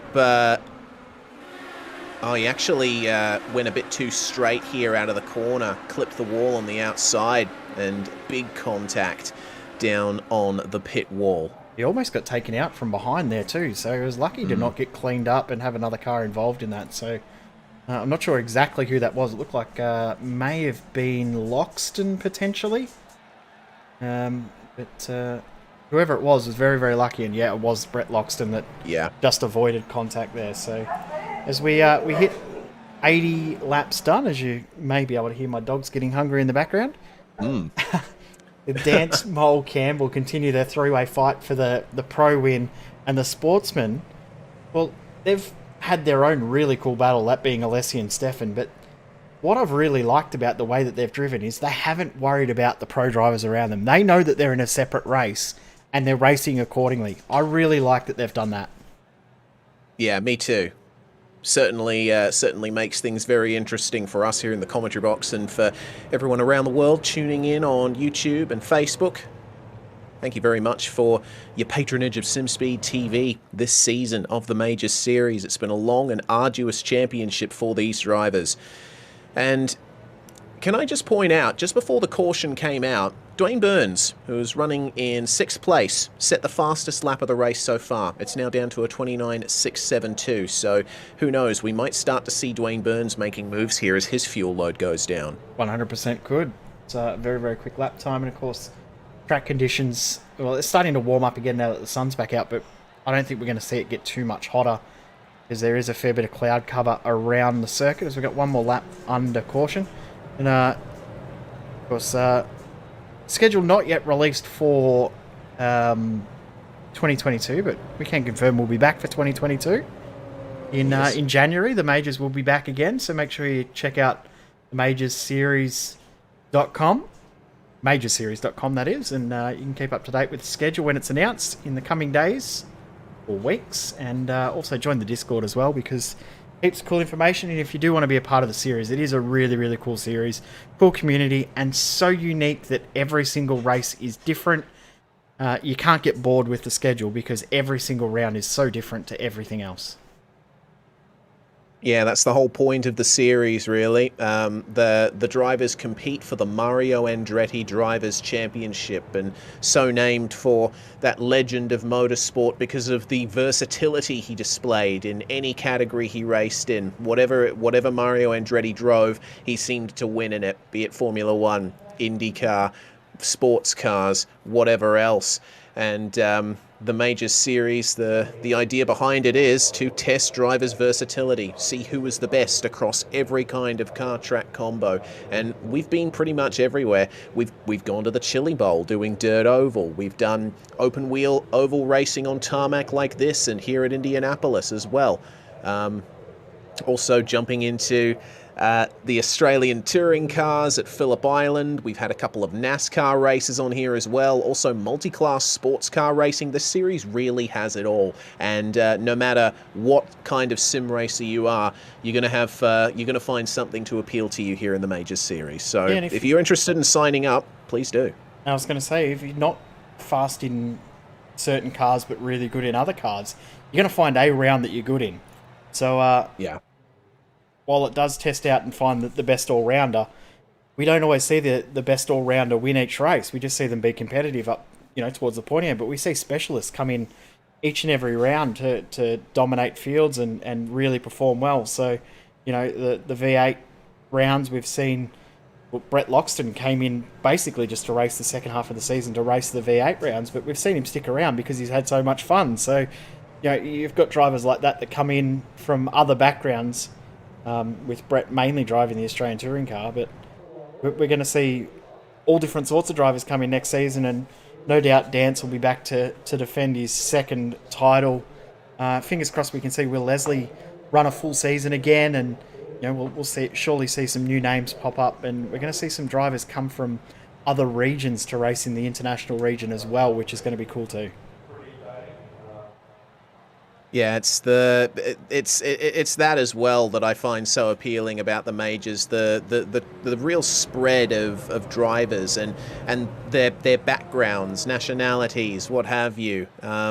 You'll often see drivers using a bit of a wild card round to race in a different region to what they normally do, and they end up doing incredibly well. Shawn Campbell is one of those drivers. He hasn't raced in all rounds of international, but when he has, he's shown that he's got what it takes to compete with the best of this region.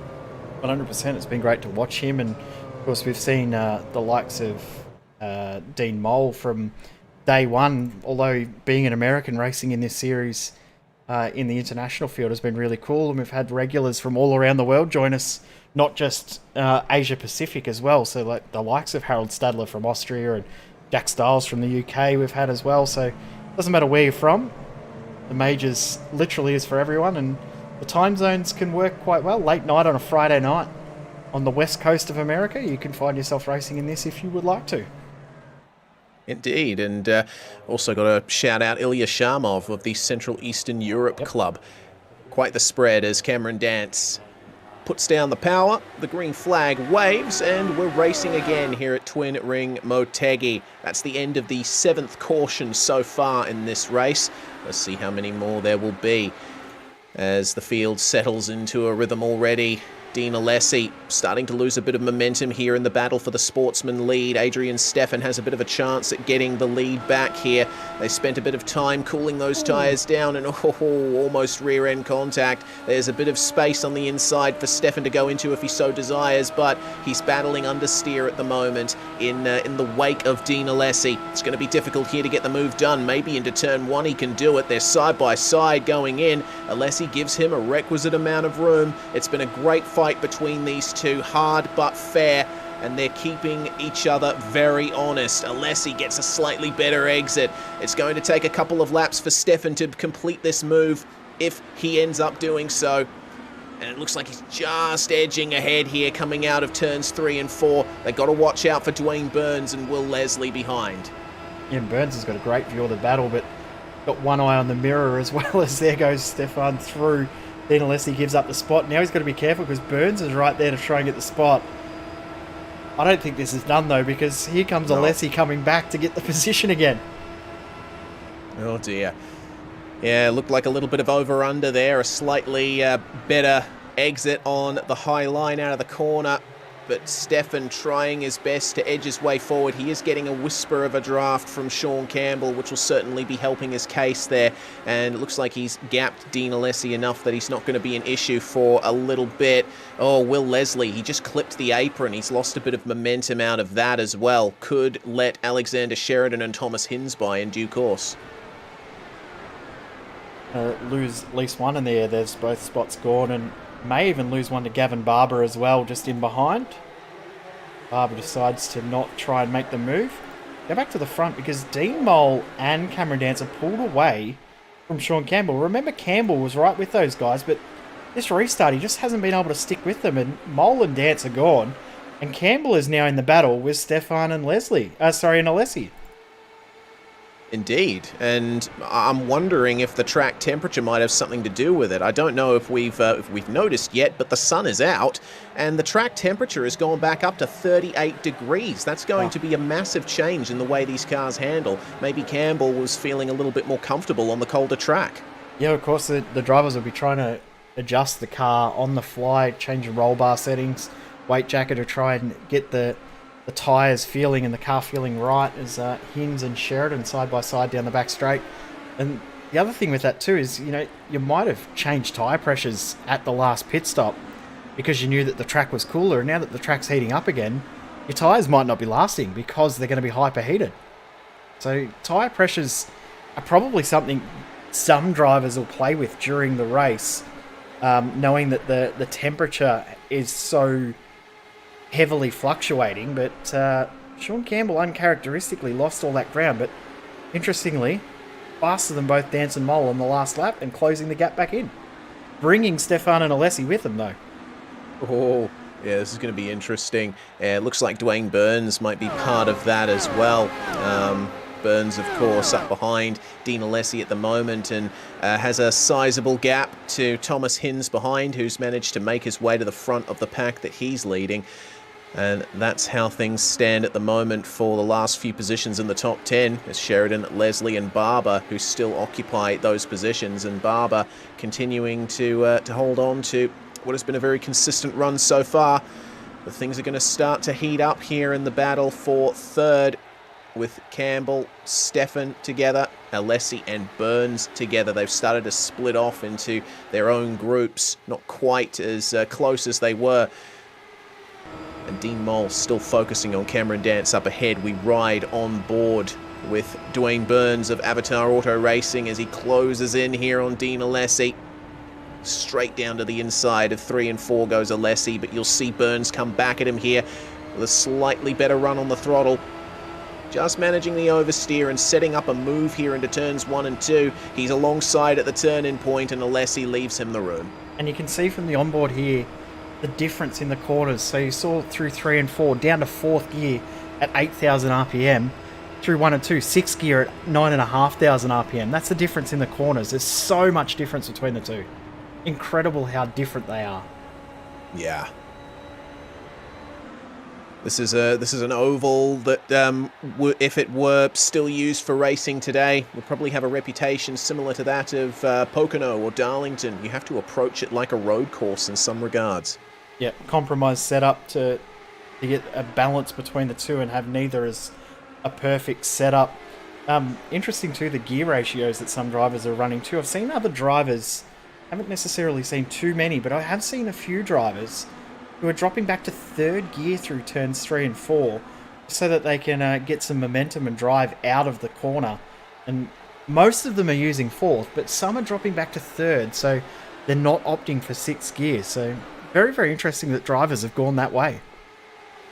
Yeah, I think it'd be all about keeping the revs high. This Dallara IR05 Indy car has a naturally aspirated Honda V8 engine, and of course, naturally aspirated V8s, especially ones that have Mizomo third. Oh yeah, there he is. Yeah. But in an engine like this, largely you do want to keep the revs high because naturally aspirated engines often produce the most power at the very top of their rev range. Which we saw become an issue for Harold Stadler at that restart. The turbo kicking in and away he went. The high revs, just around he went. Indeed. Top 4 getting very, very close. Campbell and Steffen have just come right back to Mole and Dance, who've lost all of their momentum. Top 4 separated by under a second. Yeah, this is really ebbing and flowing now, isn't it?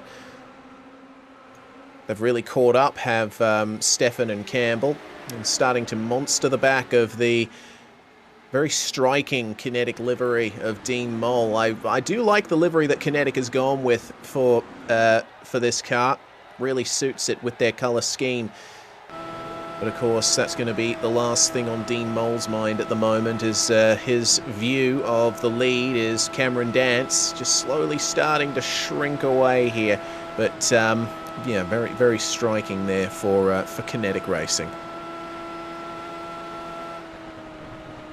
You could see that Dance was starting to be a little bit further away than what Campbell is in his rear vision mirrors, so Mole will be more worried about what's happening behind right now, because Campbell is right there, and in the background too you can see Burns and Alessi changing positions. Dean Alessi's lost all of his pace in this restart, hasn't he? Because remember, he was battling really aggressively with Adrian Steffen, and now he's just dropped off. He's now 3 seconds behind him. Yeah. Alessi's not had the best of times, has he? He's had to let Dwayne Burns and Thomas Hinds go, and now he's having to deal with a slight bit of aero disturbance from them, as side by side on the exit there it's Simon Mizomo and Gavin Barber together. Mizomo adjusting his weight jacker again. He's right on it when it comes to adjusting things on the fly, but no. Oh, he clips the apron. He just manages to hold on to it. Oh my God. That is the first time that we've ever seen that happen live with the Zoom feed on the screen. Mizomo, take a deep breath, mate. Whew. That was a scary moment.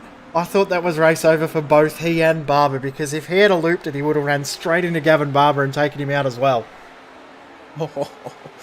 Oh man, that was way too close for comfort. So Mizomo's fallen down to 14th place now as a result of that. Oh, hello. Yeah, this top 4 battle is well and truly together now. Dean Mole into the lead. I wonder what happened to Cameron Dance there. Of course, we do have Cameron Dance on the Zoom feed as well. It seems that he clipped the apron in turns 1 and 2. Cam Dance needs to get rid of that thing on his chin. That's all I'm going to say. But yeah, you're right. He did make a little mistake, hit the curb. That lap there, the apron I should say, a 30.8. So it's had around about half a second, 3/4 of a second slower than the pace at this stage. So he's really struggling to even get it back up to speed again. So Cam has to try and find something to regain his composure. We're past halfway into the final 99 laps, 98 to go now. This race is starting to spice up, starting to heat up, starting to get a little bit more interesting, exciting, and a little bit of a... Well, what's the right word? A little bit of... Intrigue? Well, yeah, concentration starting to lapse for some drivers, isn't there? Yeah. Even there, the way that Dance closed that gap up, that's not something you would normally do, and there's big wiggle on exit. Yeah, just going into the corner a little too hard there, and Dean Mole, I think, just taking things easy out in the lead at the moment. He knows what he can run and still keep it safe out there on track. But Cameron Dance, he's starting to push a little bit more now to try and get this lead back, holding on in the draft. He backs off coming into turns 3 and 4, but Mole forges his way ahead on the entry into the corner. Dance is going to be watching his mirrors as well. He doesn't just have to worry about his teammate Shawn Campbell. They've got Adrian Steffen up behind them as well. And, oh dear, it looks like Dwayne Burns and Thomas Hins making some moves. That's Hins up into the top 5 now, up 7 positions. Biggest movers in the field are Adrian Steffen up 16, of course started in 20th, now in 4th, and Shawn O'Hara also up 15, started 25th, and is now in the top 10. Yeah, good movers through the field. Well. Interesting to see that good turn of pace from Shawn O'Hara. He's managed to move Shane Bowen and Gavin Barber out of the top 10.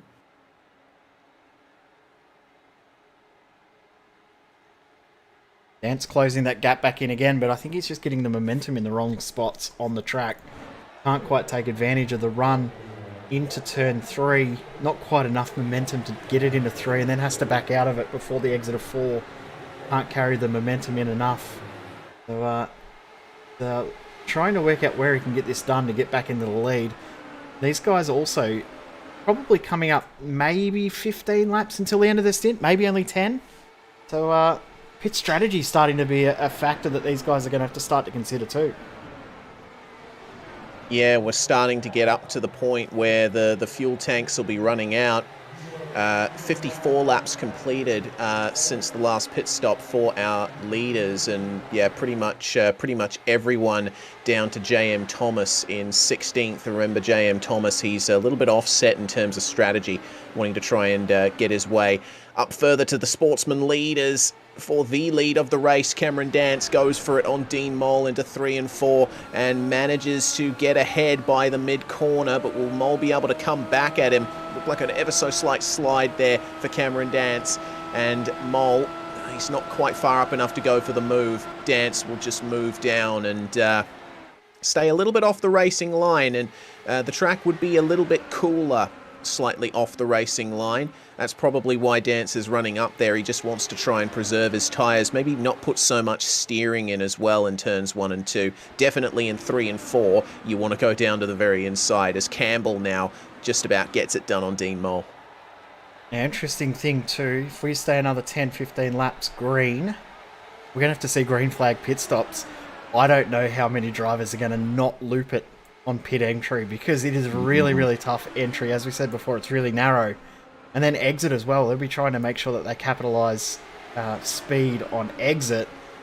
We could see one of these top 4 here end up costing themselves the race just based on pit in, pit out, rather than actual pit stop time itself. So this is going to be very, very interesting the next 10 or so laps as we hit 60 odd laps in this stint for these drivers. Adrian Steffen, he's probably got the most to lose out of it by sitting here. I mean, he's 3 seconds ahead of his rival in Dean Alessi for the Sportsman race.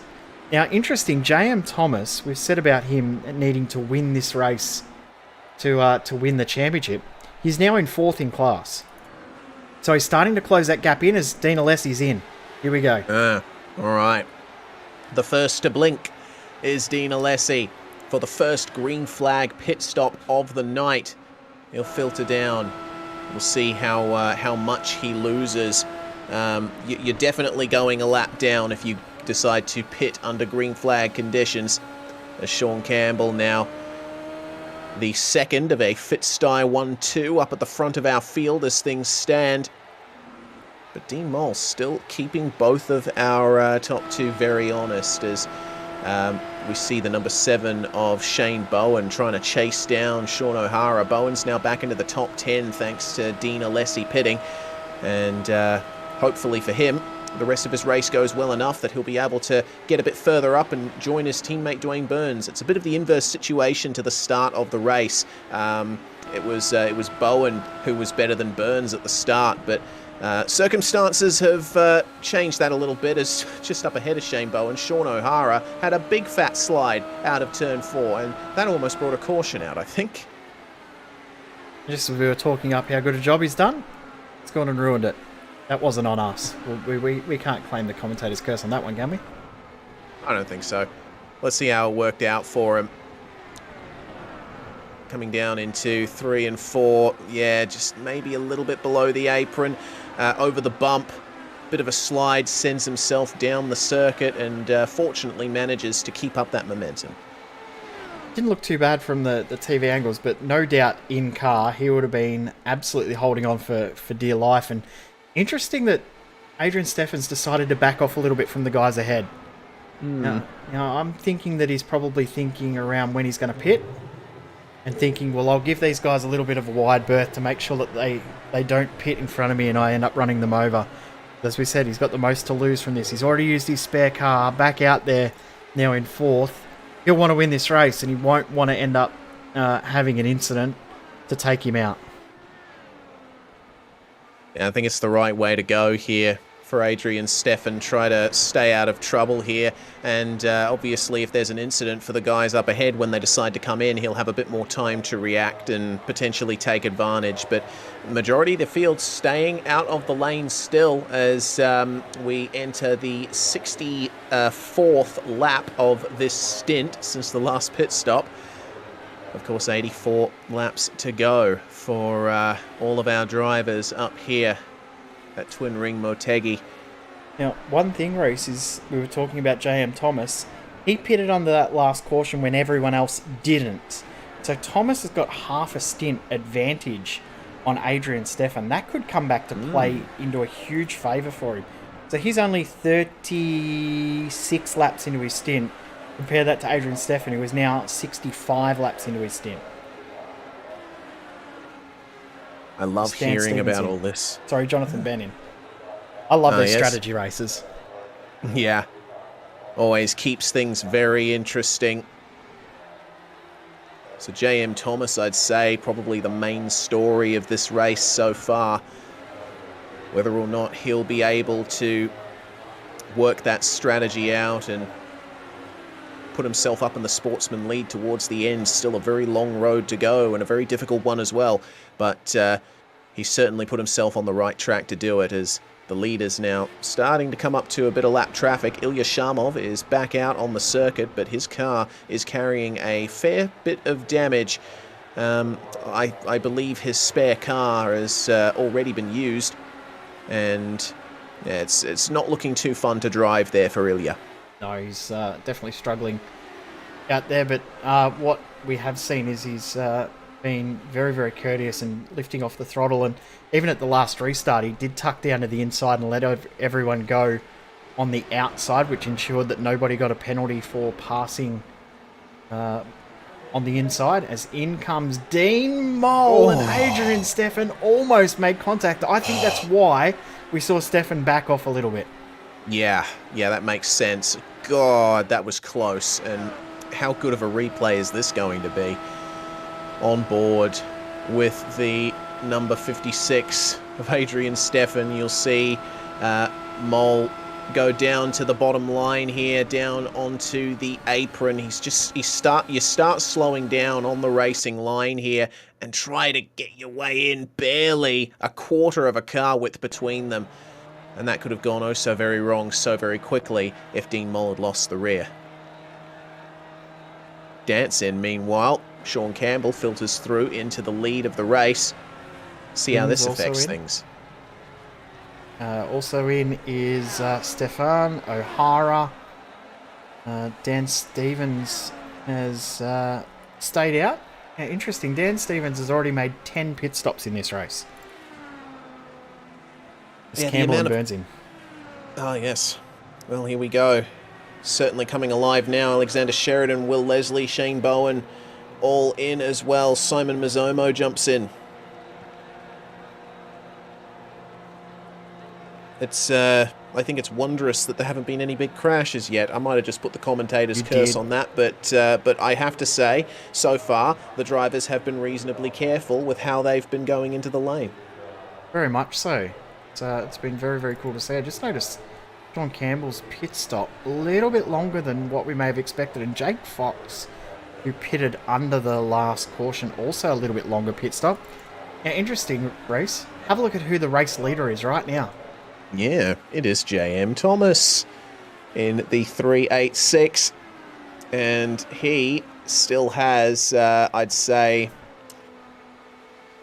a third to maybe half of his stint to go as things stand, so I don't think we can expect him into the lane anytime soon. He'll be content to keep that going. Make it round to be able to finish this race on one stop, one full stop. Adrian Steffen will have a splash and dash stop.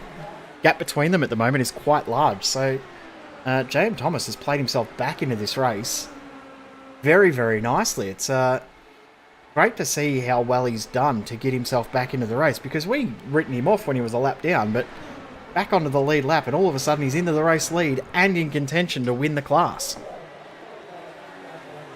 What a fantastic recovery it has been for J.M. Thomas after the small issues that he's had so far in this race, and in the grand scheme of things, I suppose they are small.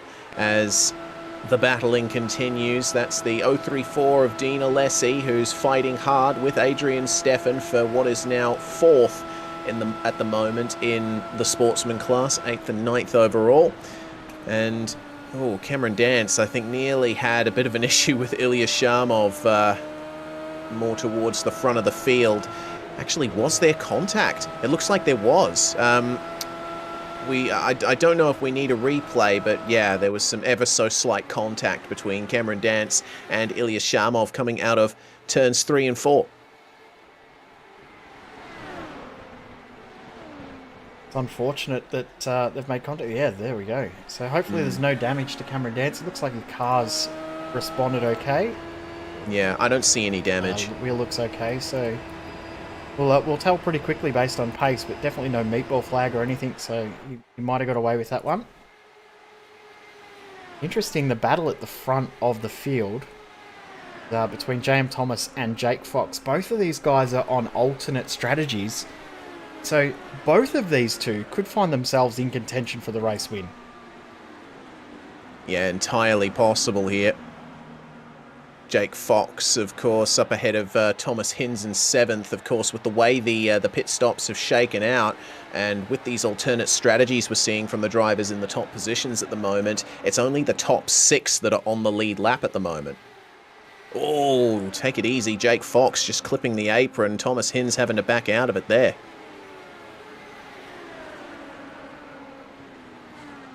The gap between Fox and Thomas around about a second, but yeah, Jake Fox definitely starting to struggle with tyre life, you would think. He's 57 laps into his stint.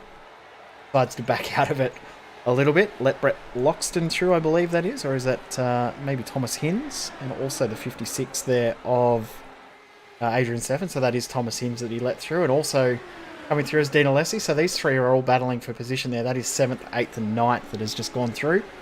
Yeah, and as you said too, only 6 drivers on the lead lap. Shawn Campbell only about a second and a half up the road from J.M. Thomas. So there's Campbell. There's Thomas. Not much between them. As Jake Fox decides he has to come in. Yeah, that makes sense. I think Fox was approaching the 60th lap of his stint and maybe feeling a little less confident in the tyres than he was earlier on. So let's see how that works out for him.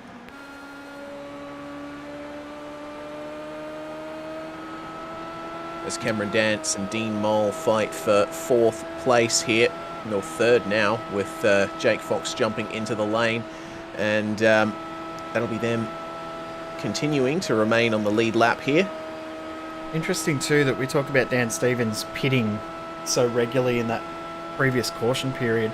That's actually played him into a really good position, because now he's on that same strategy as J.M. Thomas, probably needs a little bit less fuel than him.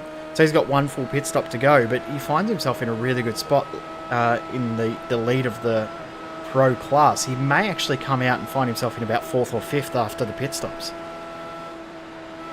It's been a good comeback from Daniel Steffen with the massive damage that he sustained earlier.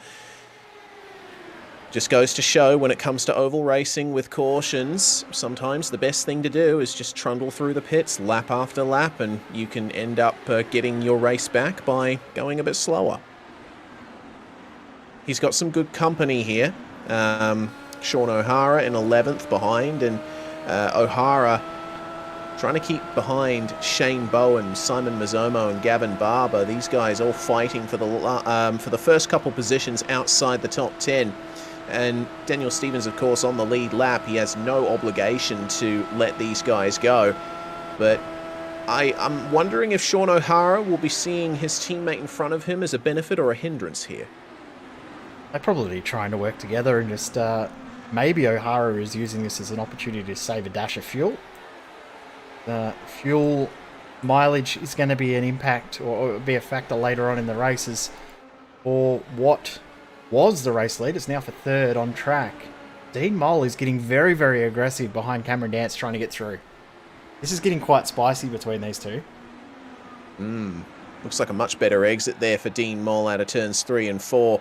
Cameron Dance couldn't quite get the power down like he wanted, and Mole going to try up the inside into turn 1.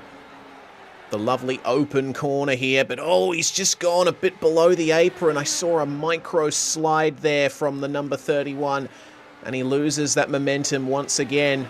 Cameron Dance maintaining 3rd on the road as things stand. What a fight this has been the whole way through between these two. They've been so close, but haven't made contact. Surprisingly, I thought that they would have potentially ended this race in tears. I thought that there may have been contact between them at some point, but they've done a really good job to make sure that they haven't made contact. This race is getting very, very close, feisty and spicy, as we are now past 2/3 race distance complete. We're into the final third, and 1 pit stop left for everybody in the field. A couple of drivers are going to have to do a full service. Other drivers are only going to have to splash and dash. This is going to be really tight.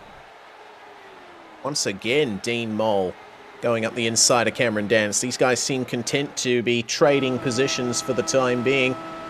Little whisper of a draft here, little whisper of a draft there, and continue on the way they are. Very tight battle it is for, as you said, what was the race lead some time ago. Still got Adrian Steffen and Dean Alessi battling up behind JM Thomas. Here they are. This battle's even more spicy. Have a look at this. This is for 11th. Oh, yeah. Between Shane Bowen, Shawn O'Hara, Simon Mizomo, and Gavin Barber. These are 4. Well, there's actually 5 cars in the fight, but only 4 in the battle.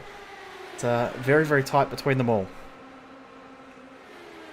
Yes, similar situation to when we last checked in on this battle. It's Daniel Steffen up at the front of this pack, and he's running in 2nd overall. And There's seems been to a change me of possession there between Bowen and O'Hara, and now Barber and Mizomo change position. Mizomo just lets Barber go there, so interesting to see as we are now pretty much at the point where they can pit and make it home, give or take a lap or 2. Exactly.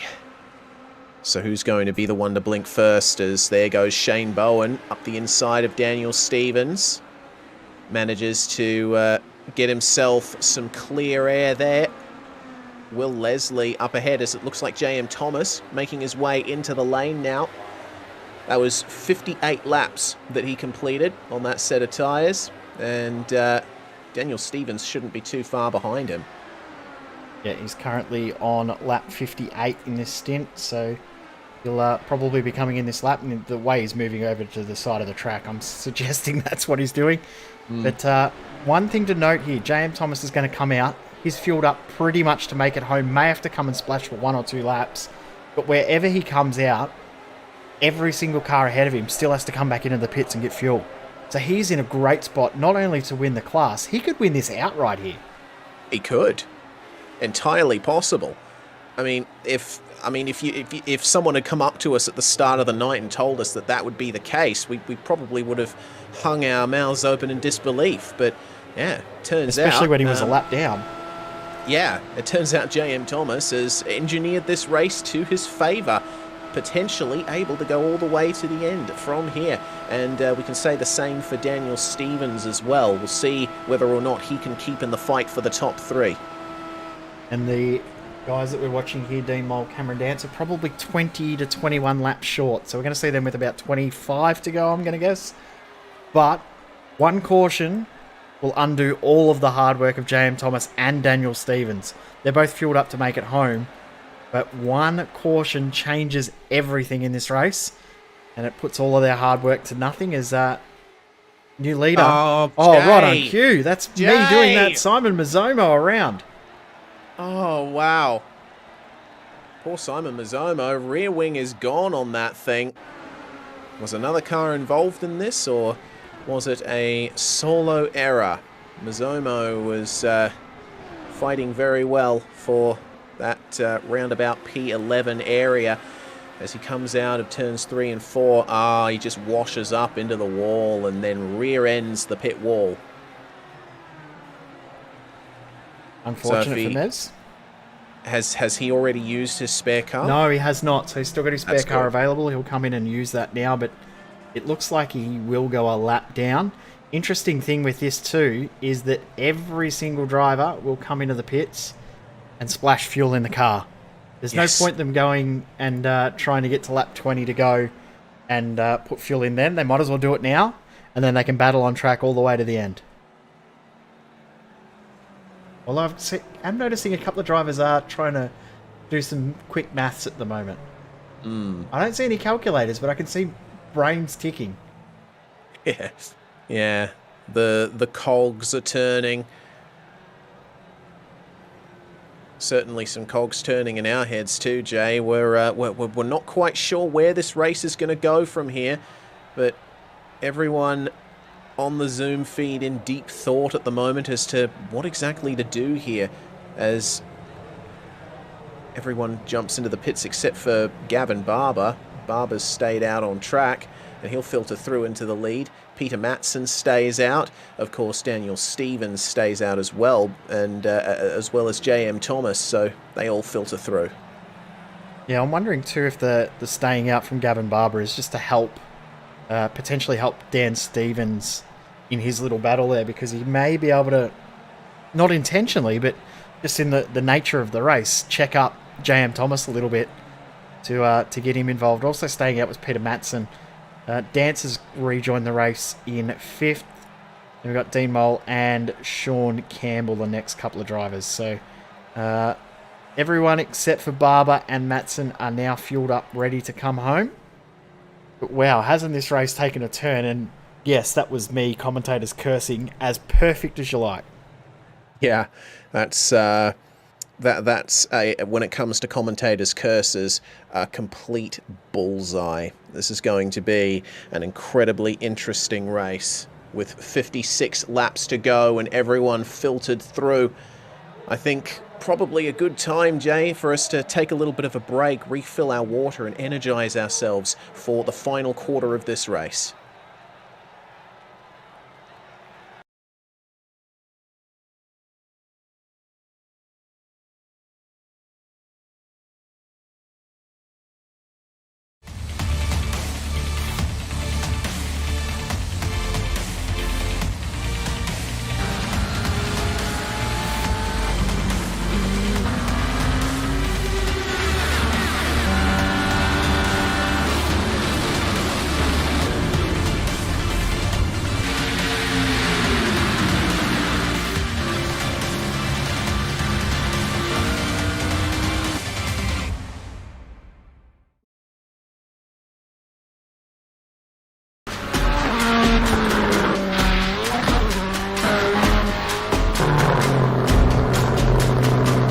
Shawn here. iRacing, Climb to the Clouds, Mount Washington Hill Climb, available now. Check it out.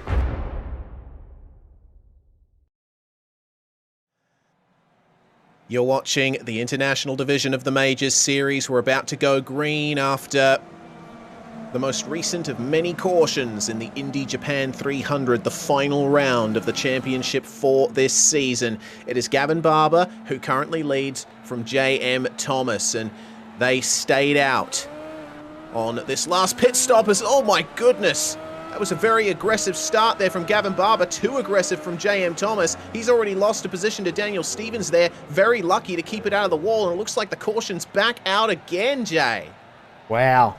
Adrian Steffen's been involved in that. Whatever's happened back there, it looks like also Alexander Sheridan may have been involved too. We need to have a look at what happened at the restart. But yeah, J.M. Thomas, I think he just lit the wheels up.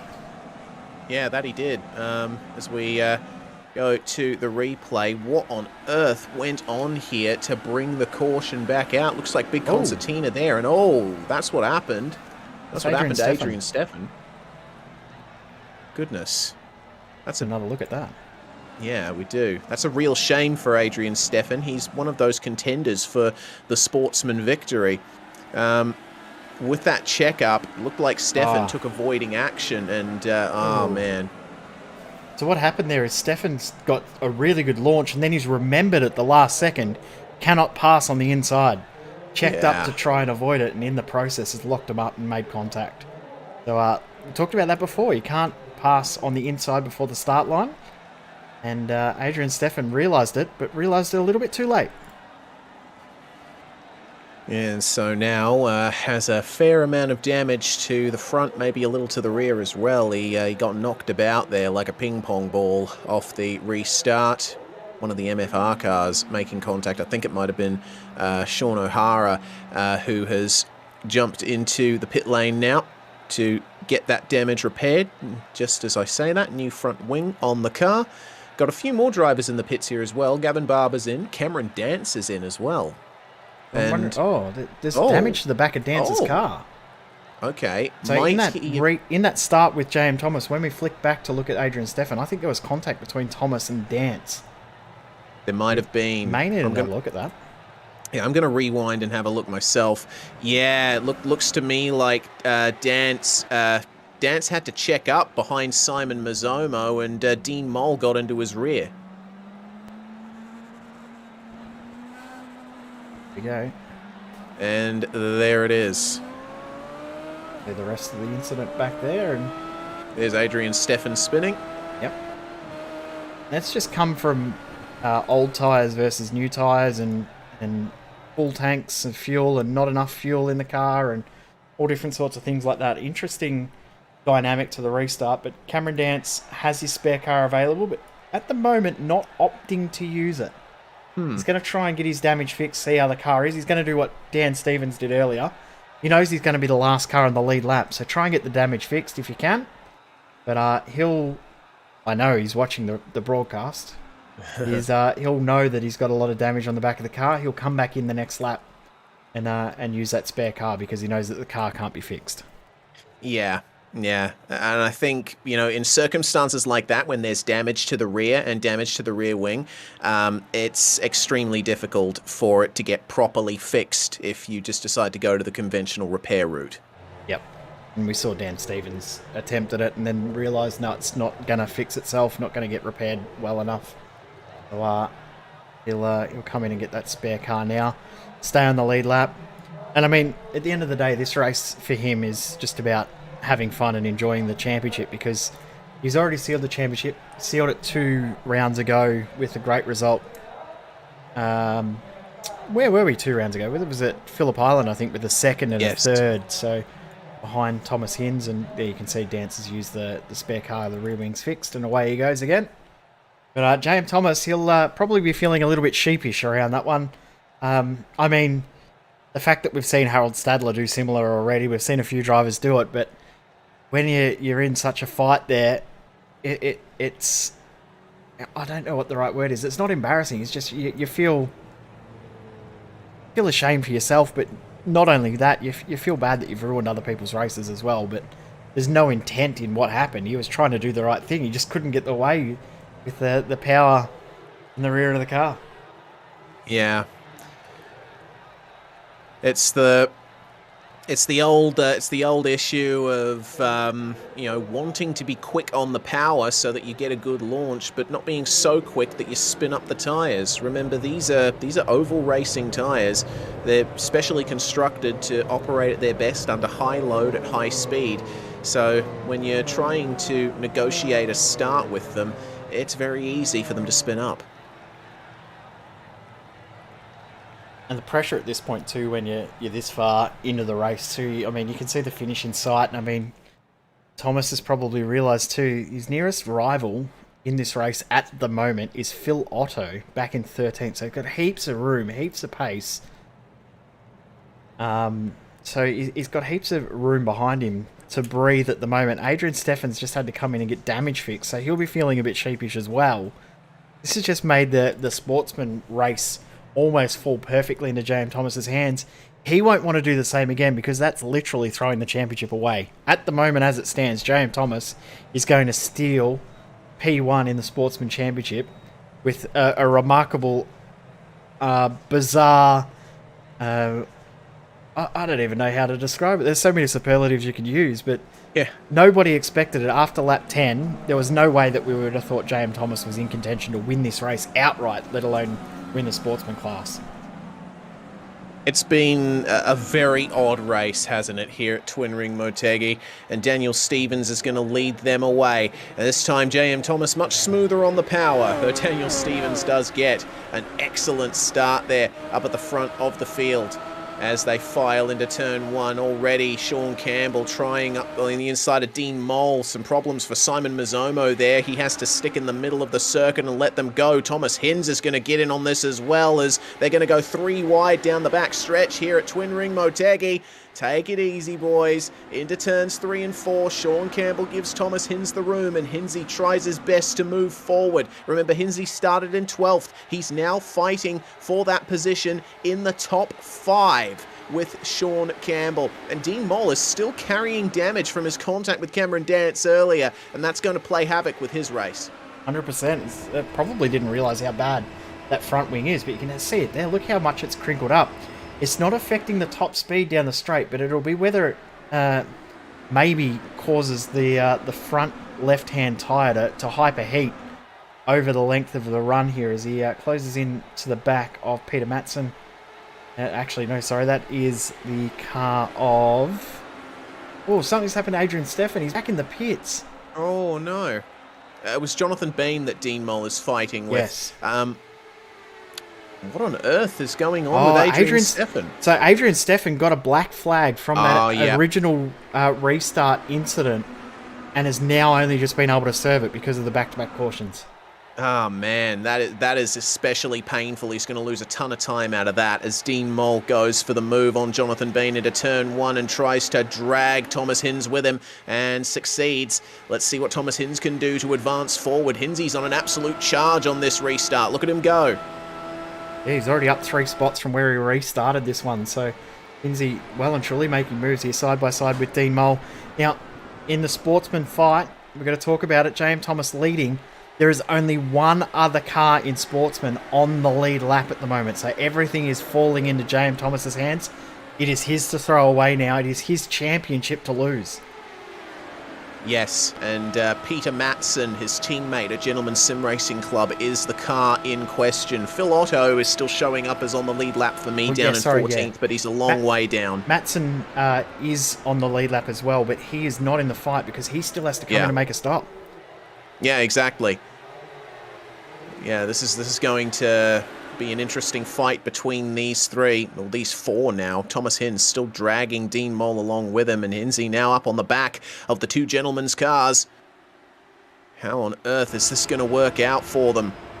Hinzy really taking advantage of the issues over the last couple of restarts and putting himself in contention for the overall win now, as he has to go to the outside of turns 3 and 4 and just gaining ever so slightly on Peter Madsen. He has to back out of it. They almost make contact. Hinzy has to go defensive now versus Dean Mole, who's still managing to make his presence known very nicely, even with that damage to his front wing. And look who he's dragging back up with him too, Shawn Campbell. This is a proper 5-way fight for what is second place on track at the moment.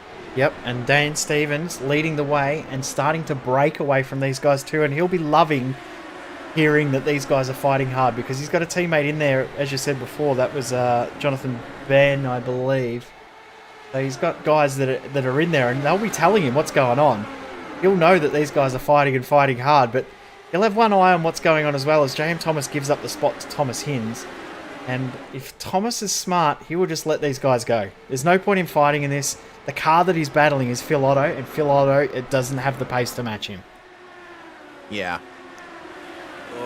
It's a good run there for Dean Moll out of turn 4, nearly getting into the back of JM Thomas. I'm sure that all these guys are aware that JM, he has a championship to think about here. Oh, Dean Moll down on the apron. Oh, he's struggling to... Oh. Wow, he held on to it, but he was really struggling to get that off the apron, wasn't he? I wonder if that front wing played an impact in that, because the front wing damage... I think he's realised that that front wing is a lot worse than he may have thought, and that front tyre may be starting to struggle as well. So you've got Mizomo alongside him, who's a lap down, trying to get through, and the battle for the first car one lap down is actually quite spicy as well. So that's between Jonathan Ben and Simon Mizomo. There they are there. There is nothing separating those two either. We had great battles the whole way through this field. Yeah, this is pretty fantastic. I mean, the top 13 on the lead lap, they're all in a line and all fighting. And Ben and Mizomo, they've been keeping each other very good company. They've wanted, I think, to advance forward a bit more. They're actually down a couple of positions from where they started, so still plenty to be decided for that particular battle. As we look at Cameron Dance running in 12th place at the moment. He's got Shane Bowen and Alexander Sheridan up ahead of him in this long chain of cars that ends up ahead with J.M. Thomas in third. Where does he go indeed? He's got so much more pace than all of these guys in this pack, but he can't go anywhere. He can't progress because you've got Mole, who's slow due to that damage. You've got Barber, who's alternate strategy. You got Alexander Sheridan on recovery. You got Shane Bowen recovering as well, and Dance with so much more pace but can't get through is making it very, very interesting. We've got to cut away though, because have a look at the front. Thomas Hinz is flying and he is catching Dan Stevens at around about 1.5 tenths a lap. He's going to be there in not too long. Dan Stevens might be starting to get a little bit concerned about what's going on behind him. Yes, certainly. Thomas Hinz's last lap, 29.9. Everyone else running laps in the 30s. So this is quite the run from Thomas Hinz at the moment. Daniel Stevens just keeping it cool, calm and collected up at the front of the field, but you can see those little micro corrections he has to make out of turn 4. These very stiff, very quick cars can snap at the slightest inclination. As the laps continue, we're on laps 166 now, and J.M. Thomas still holding on to what is 5th position now. He's kept Matson behind him, but they got Simon Mizomo and Jonathan Bean in their battle joining them, and they seem to have pretty good pace. Yep, and interesting that Thomas has played that smart and just let those guys go. He knows that he's not in the same battle as them, so he's done a very, very good job, and he's maintaining around about 5 seconds between he and Phil Otto. Adrian Steffen, Shawn O'Hara, Ilya Shamov, Jake Fox, Dean Alessi, they're all a lap down or more. So he's in a very, very good spot to just drive this thing home. All he has to do on that battle for the win. I'm wondering if Dan Stevens maybe just borderline on fuel. Remember, he pitted right at that 60 lap to go window. The other guys are pitted after that, which was about 4 laps after, due to that next caution. I'm wondering if Stevens is just keeping one eye on the fuel gauge to make sure he's got enough to bring it home. Thomas Hinz doesn't have that worry. He does not. Stevens, his stint is 3 laps longer than what Hinz is at the moment, and you see how much he gains lap traffic as well. Ilya Shamov, Daniel Stevens suffering a bit of aero disturbance, I think. Shamov, whoa! Thomas Hinz had to back out of that. Was there contact? I think it was very close. The caution was out. Look at Dan Stevens. He can't believe that they got away with that. Yeah, God, that's me right now as well. My goodness me. That was almost disastrous for our two race leaders, Stevens and Hins. Let's take another view at it. Shamov, of course, has been struggling with a damaged car for the majority of this race. Stevens had to back out of it, run wide, but then Shamov getting into the wall out of the final corner and swipes across the front of both of them. Thomas Hins, so lucky. He saw that coming. He saw that coming, and he just had to lift off and maybe tap the brakes a slight touch. But this onboard will tell the full story. Let's see how bloody close this was. It's incredible that didn't take all three drivers out, and Hinsey will be absolutely astounded that he wasn't involved in that at all. Oh, geez, that's close. How did he avoid it? End plate, counting its lucky stars. How did he avoid that? Like, really, how did he not end up getting taken out by that incident? Like, he should be in the pits with damage. Yeah. That is some great heads-up driving from Hins, because he had so much momentum there to get past. He was not worrying about Shamov because he was going to pass Dan Stevens, and then all of a sudden, bang, he's on the brakes. Geez, he almost swerved into it as well. Yeah. Oh. That was incredibly lucky, but I think also good heads-up driving from Thomas Hins. You know, he's become very attuned to incidents happening in front of him and how to avoid them. He's almost used to that. An incident happening in front of him, isn't he? As Peter Madsen decides, yep, I can't stay out any longer. I'm going to get fuel because he knows that he is going to have to at some point. Also into the pits comes Eric and Tilly. And who else is that's come in? Dean Mole, yeah. So Dean Mole's decided, no, that front wing is too bad. I have to get it fixed. So out of our 26 starters, how many have not used their spare car, do you think, Reese? Is it single digit? No, it's not. Believe it or not, we're still in double digits. All right. Well, I'll considering there's 26 cars in the field, I'll put it at an even 13. Correct. 13 have used, 13 have not. Wow. All right. So, I mean, we know most of the ones that have. The ones that have not are Hins, Campbell, Burns. Also have not Will Leslie, Shane Bowen, Gavin Barber. Also have not Alexander Sheridan, Bellotto, Peter Madsen. Dean Mole did not use his spare car then. As has Eric and Tilly still got his, and also Jonathan Ben. So Dean Mole's been able to get his damage fixed and still have his spare car. That puts him in a good spot to still get a good position, even if we see the big one. Fingers crossed, touch wood, we will not see the big one.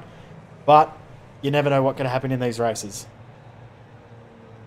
You never know, indeed. And we talk every round in the Majors series about how often it's a bit of a slow burn throughout these races as the car's smoking in the pits. Talk about slow burn. Dean Alessi, his engine is actually like on fire. That's rather unfortunate. And it looks like the same thing has just happened to Jake Fox's car that finally expires behind. But further to my point, I was going to say this race has been a little bit of the opposite of that. It's been like a consistent level of activity and intrigue and excitement all the way through. But one thing's for sure, Jay, one thing that always tends to happen in the Majors series is in the last 30 laps or in the last, eighth of a race, things just go off for some reason. I have am no not idea how to keep track of it. I'm not looking forward to that because I've already got a full notepad of notes on different things to try and remember. I don't think I could keep up if we've got another quarter or another, segment of the race that's like what we've had at the start, which is traditionally what we see in the Majors. The final eighth of a race has as much action as the first 7/8 have. So these final 25 laps, if we're going on standard Majors thinking, it's going to be wild, it's going to be crazy. Fingers crossed it's clean. That's the only thing I ask for, is that this battle is clean. Yes. J.M. Thomas, now on his little fight, is 5th. Next closest car in class is Filotto in 11th. Peter Madsen did come back out just behind Filotto. So Madsen is still in this fight for the win. In saying that, if it's between Madsen and Thomas, you would think that Madsen would let Thomas have the position. But J.M. Thomas still has to try and stay on the lead lap. If he does have an incident and go a lap down, Remember, he's used his spare car. If he has an incident, that could end his championship fight to try and steal the championship on the last race. He has to finish first to win the championship. If he finishes second, we tie for points, we tie for wins, we tie for top fives. We don't know how they're going to count back. They're going to have to call joint winners of the Sportsman, you would think. Yeah, and that would certainly be a first, wouldn't it? 100%. Oh, my goodness. Oh, there's so much left to go here. So much left to fight out. Like J.M. Thomas in 5th place, he's got Cameron Dance behind him, and Dance will obviously be wanting to make his way as far forward as possible, try and get back up there with the likes of Campbell, Hinz and Stevens. But this caution, I think, has been a little bit of a saving grace for the likes of Stevens and Thomas. We were talking about fuel before. I don't know if they're going to have to worry too much about that now. Daniel Stevens is going to control the field and go nice and smoothly away as the green flag flies, and we're racing once again, starting lap 174 of 200. Thomas Hinz will hold off Shawn Campbell into turn 1, but Cameron Dance already making those moves, passing Jonathan Bain, who is a lapped car. That's not for position. J.M. Thomas, the next car up there, and there's a good gap in front and behind for J.M. Thomas. Will Leslie and Shane Bowen for 7th and 8th side by side as down into turns 3 and 4. That's Adrian Steffen and Shawn O'Hara battling for 16th and 17th. And it's certainly been a race of what might have been for the likes of Adrian Steffen. Remember, he was battling for that Sportsman lead early on. Yep, and J.M. Thomas gives up the spot to Cameron Dance. Good smart heads-up driving, knowing that Dance has been the fastest in the field pretty much throughout the entire race. Probably sit behind, learn quite a lot from following the champion-elect. Only 26 laps until Cameron Dance is officially champion. Been a dominant season for him and a great battle between he and Hinz. Hinzy will be wanting to finish this championship off with a win. But I tell you what, nobody wants a win more than Dan Stevens in this race, in this championship.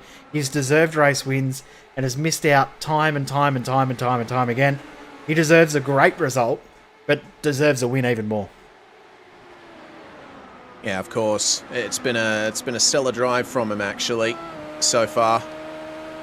Well, remember, he was down a lap. Yeah, as well. Yeah. To reverse engineer his way back into the lead is nothing short of spectacular. Is that certainly nothing short of spectacular either? 3 wide through turn 2, down on the inside. My lord, how are they getting away with this? That's Dwayne Burns with splitting the middle of the two Texans Fitstyle cars of Cameron Dance and Shawn Campbell. Campbell decided, no way, I'm staying out of this. And Dance and Burns continue on. Dance is also trying to close in on those leaders, but he's got 1.8 seconds disadvantage to them now. As Hinzy, he's right there, and we could see a pass for the lead. Here we go then. He's got a tiny bit of overlap down the straight. Daniel Stevens stays wide, but tries to force his way into the mid-corner, force Thomas Hinz to compromise his exit, and he does. They remain even, coming through across the start-finish line, but Hinzy's going to have the inside line again for turns 1 and 2. He slips ahead as they get to the turn-in point, and that is that done.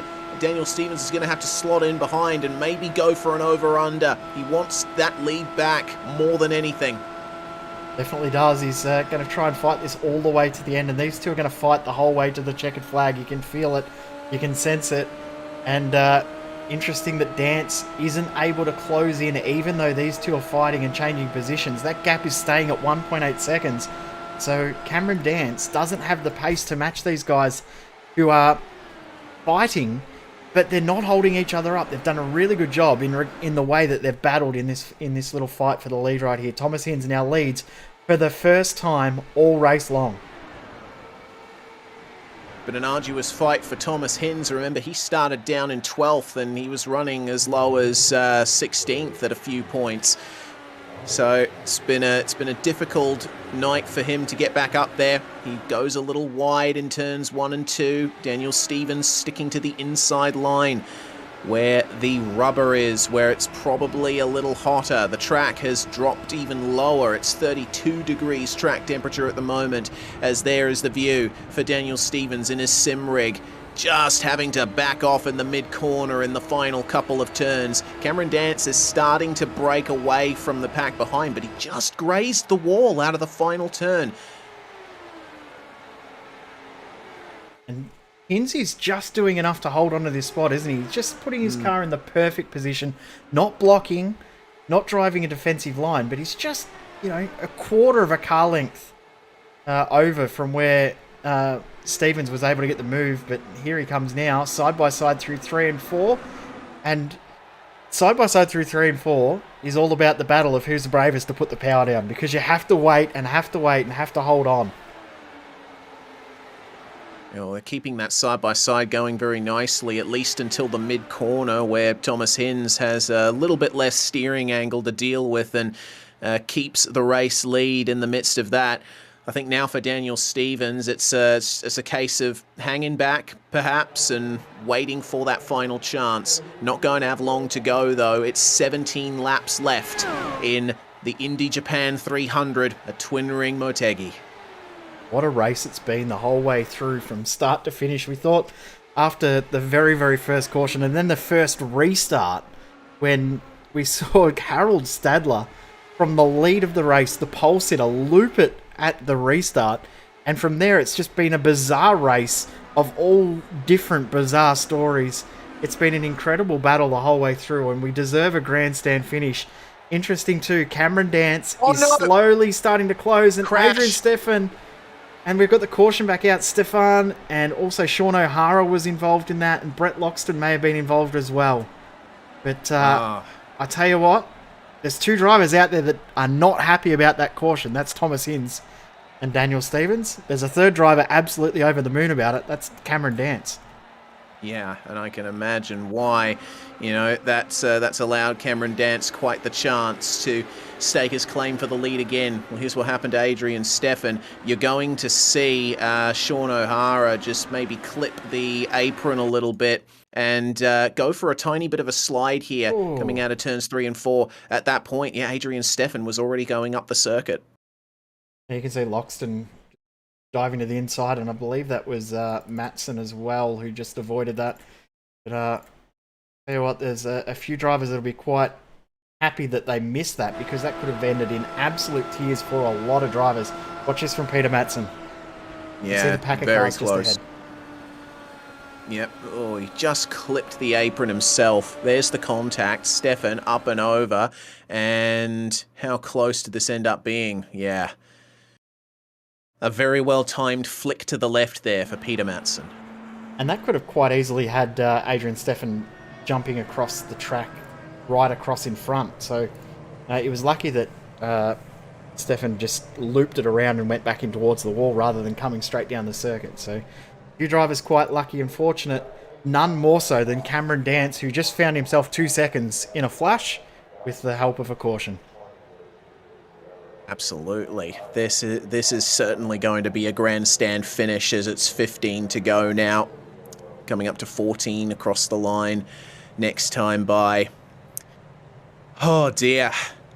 Well, in the midst of all of that, Dean Mole has managed to claim the fastest lap somewhere along the line. It's now down to a 29.455. The pace just getting faster and faster as things go here. So Jonathan Bain and Simon... drivers. Yeah. Yeah, looking a little stressed is Daniel Stephens. Cameron Dance, of course, taking a swig. He's just prepping himself for the final run to the finish. But the 2 guys on the top row, either side of Daniel Stephens, Jonathan Bain on the left, Simon Mizomo on the right, they are still in that fight for position for that lead spot of the cars a lap down. 15th and 16th they're currently running in. Hello, Daniel Stephens. The man with the most pit stops in this race. 11 to be exact. Running in second behind Thomas Hinz at the moment. This is going to be crucial, this final stint of the race.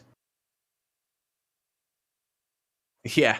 I'm surprised that that the amount of drivers that actually do listen to the commentary while they're racing. I would never be able to do that. Neither. I get too distracted and psych myself out. Yep. But I mean, like Cameron Dance jumps in the YouTube chat during the race. He's been messaging me on Discord during the race as well.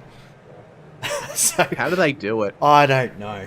How I do can't they even do it? drive in a straight line under caution, let alone text or listen to a broadcast. This is just crazy how these guys do it. But that's probably why we're in the comms box and they're out there on track, though. Yeah, of course. At least when it comes to this series. I tried to race in this series a couple of times. Didn't go well. Well, I do have as broadcasters, we do have the right to enter a couple of races here and there, but so far I haven't taken that chance yet. I've already set myself a target. I'm going to race the Indy 500 again next year in the America's Sportsman. Nice. So we'll see if I can do better than last year when I threw away a win by not setting up my JRT for kilograms and having it set for litres and doing it round the wrong way and underfilled by 5 laps and threw away a win. Oh, no. How good would that have been? 1 from 1 I would have been, but anyway. Yeah. 100% win record. Yeah, well, with the schedule for next season being released in the next few days, we'll have to check out the schedule, see if there's any rounds that particularly catch my fancy, and who knows, you might end up seeing Reese Gardner in one grid spot in a particular region of the majors. We'll have to wait and see. But for now, we'll have to turn our attention back to the drivers that are on track at the moment. It's 12 laps to go here at Twin Ring Motegi. The lights are out on the pace car, and it's going to be the final dash to the finish. And remember to no green-white checker like we see in NASCAR racing. So when we hit lap 200, that is the end of the race. So if we finish under caution, so be it. That can be interesting. Now, J.M. Thomas, remember his little battle? There he is in 9th. Peter Matson, not too far behind in 13th, and Phil Otto in 14th. They are the only drivers in Sportsman on the lead lap. Phil Otto is probably the only one that can contend with J.M. Thomas at this point, because I can't see a situation where Peter Matson will try and finish ahead of J.M. Thomas. Yeah, of course, they are teammates at the Gentleman's Sim Racing Club, and Matson will be aware of J.M. Thomas's championship situation. My goodness, the absence of Brad Klenk has produced this very intense curveball in this fight for the Sportsman title in the International Division. But they all run high in turns 3 and 4. The pace car goes low into the pits, hopefully for the final time tonight. The green flag flies. Thomas Hinz is away. It hasn't been the best of starts for Daniel Stevens, and it looks like Cameron Dance is going to get him, and that was crucial for Dance. He did not complete the move on the inside before the start-finish line, so he manages to keep that position, and now he's making up bulk time on Thomas Hinz. He's got the concentration face on, has Cameron Dance, the Kiwi, moves to the inside of Thomas Hinz, coming down into turns 3 and 4. These guys have been fighting for the championship all season long. Thomas Hinz knows that the championship is lost to Cameron Dance, but he will try his darndest to deny him this race win. 100% really want to finish the championship off with a victory. There's 10 laps to go. And how has Cameron Dance got himself back into contention? Remember, only 15 or so laps ago, he was in the pits getting a spare car with damage to his rear wing. He's done an incredible job to get himself back in the race. And Daniel Stevens is still in this as well. It has been a fantastic drive from Cameron Dance, and he secures the lead, but only for the moment versus Thomas Hinz. The weave is on down the front stretch, starting lap 192. Only 9 laps to go here at Twin Ring Motegi. Dance washes up on the exit of 1 and 2. Thomas Hinz is going to have the inside for 3 and 4. Oh, goodness me. It looks like they're starting to leave Daniel Stevens behind. Yeah, I think Stevens might be starting to struggle with his car performance, car balance. As Hinz, big wiggle from Hinz. Oh, that was huge, and that could potentially give a chance for Daniel Stevens to come back at him and take second place into the first couple of turns. But Hinzy holds on to the momentum around the outside. He still has the draft of Cameron Dance down the straights. I mean, this has just been the season in a nutshell, hasn't it? Cameron Dance and Thomas Hinz at the front, duking it out. And Dan Stevens right there, but not quite able to get the top step of the podium. Fingers crossed for him, he can do that. If it's not in this race, hopefully early on in the next season. Just behind you can see Dean Moll and Shawn Campbell going at it as Stevens coming back again at Hinz. What a fight this has been. Only 6.5 laps to go. And this is going to come right down to the last one. Yeah, look at how much Dance is weaving down the straight. Wants to try and break that draft as up the inside goes Shawn Campbell on Dean Moll. But Moll contending round the outside. That certainly seems to be where you want to be in a situation like this. Campbell getting a bit frustrated there as the top three have broken away from the rest of the field. Sure have. J.M. Thomas still in 9th position. Peter Matson is now up into 12th, and we've heard no team orders at GSRC, so it could end up with a tie for the championship. We'll see what happens. But if Peter Matson gets ahead of J.M. Thomas and Thomas finishes second in this race, we will have a tie for the championship in Sportsman, with every count back resulting in a tie. Yeah, and I don't think there's ever been a situation in which that's happened. The Sportsman battle has been quite intense this season.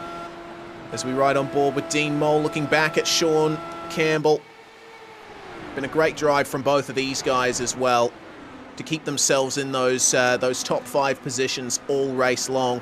Dean Moll, of course, suffered damage early on. He got that repaired, and he's managed to keep himself up there. A brilliant drive from a driver that has had not the best of luck this season. And the battles continue to go on in the field here with J.M. Thomas leading up this huge pack behind him. Last positions in the top 10. And not far behind, only 2 spots back on the track, is this car here.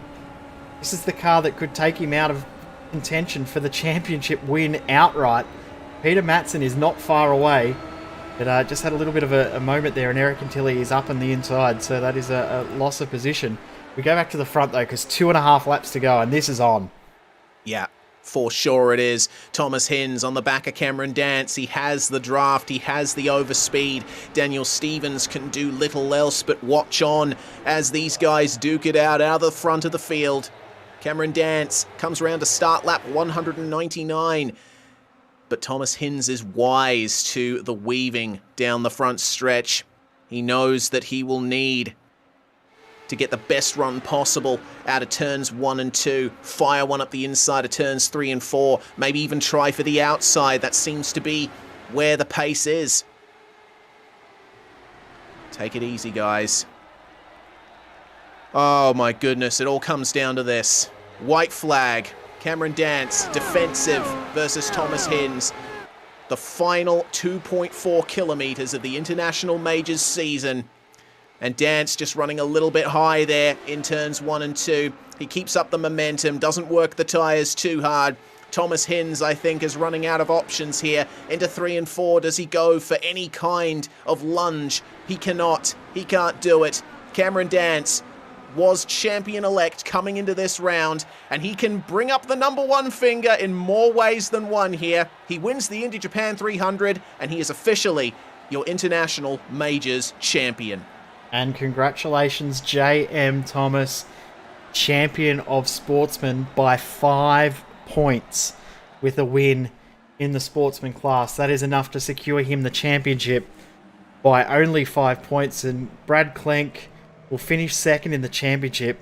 Unfortunate that he couldn't race in this race, but wow, what a battle we've seen for both pro and Sportsman. Well done to Dance, well done to Thomas, and I tell you what, looking at the positions, my brain is sort of scratching at who is going to win the team's championship, because you've got Dance, Campbell, 1st and 5th, you've got Dean Moll in 4th, Will Leslie in 7th. This is going to be very, very tight between TechSense Fitstyle Motorsports and Dance gets denied his donut, and between the Kinetic team. So we're going to have to wait until the points are calculated to see who's won the team's championship, which has been probably the best fight we've seen ever in the Teams Championship in this series. Yeah, best ever for sure. 2021 has been an incredible year for the majors, and this is how things stack up at the very end of it. It's Cameron Dance by less than 2/10 over Thomas Hinz at the very end. Hinsey making his way up to second from 12th. Magnificent drive there. Also got to give a big shout out to Daniel Stevens. He trundled through the pits many a time this race, but put himself in contention for the overall win and was right there at the end. Dean Mole with a great 4th place finish. Shawn Campbell finishes where he started in 5th. Dwayne Burns making up 9 positions to finish in 6th place. There's Will Leslie, Shane Bowen, J.M. Thomas, of course, coming home in 9th overall. And with the win in Sportsman, he is the Sportsman Champion for 2021. And Alexander Sheridan rounds out the top 10. We go back to Eric Antilli and Gavin Barber finishing in 11th and 12th, with Peter Matson in 13th and Phil Otto in 14th, and 1-2 for the Gentleman Sim Racing Club in Sportsman, with Phil Otto rounding out a podium. Another great result for Phil Otto as well. He's done a very, very good job in the Sportsman Championship as well. Then we go to our drivers one lap down. Simon Mizomo, Jonathan Ben and Shawn O'Hara. Brett Loxton did a great job to continue on. He was 2 laps down very, very early and continued to fight his way through. Finishes it in the end, 2 laps down. And then our DNFs with Adrian Steffen, Ilya Shamov, and then Jake Fox, Dean Alessi, Adam Cahill, Mitchell Bales, Harold Stadler, and Julian Mookie. Those final 8 drivers all did not finish the race, unfortunately. But what a race that was. What an incredible season that was. Absolutely. Like 100%. This season, I think, is going to go down as one of the better ones in Majors history, as we have our race winner and officially now our champion, Cameron Dance, in the Pro Division. Welcome, Cam. Congratulations. A very hard-fought victory there. Yeah, absolutely. I thought it was all over after that last moment where I got rear-ended by Dean and had to come through the field because of the fact that my tyres were going to be pretty well used by the time I got to the leaders. So, yeah, no, it was really, really impressive that the car actually held up and the tyres held up as well. So, yeah, pretty stoked to end up taking out the win and also finishing the season off with a really, really good high. Unfortunately, we didn't quite win the Teams Championship, but yeah, still really, really good result in the end. And we took it to Kinetic all season long and, yeah, just came up short, but is what it is. I suppose we can give our congratulations to Kinetic then if the calculations have worked out all right. Well, you do mention, Cam, that your tyres were probably going to be a bit substandard towards the end. Around this track, what's the secret to making the tyres last?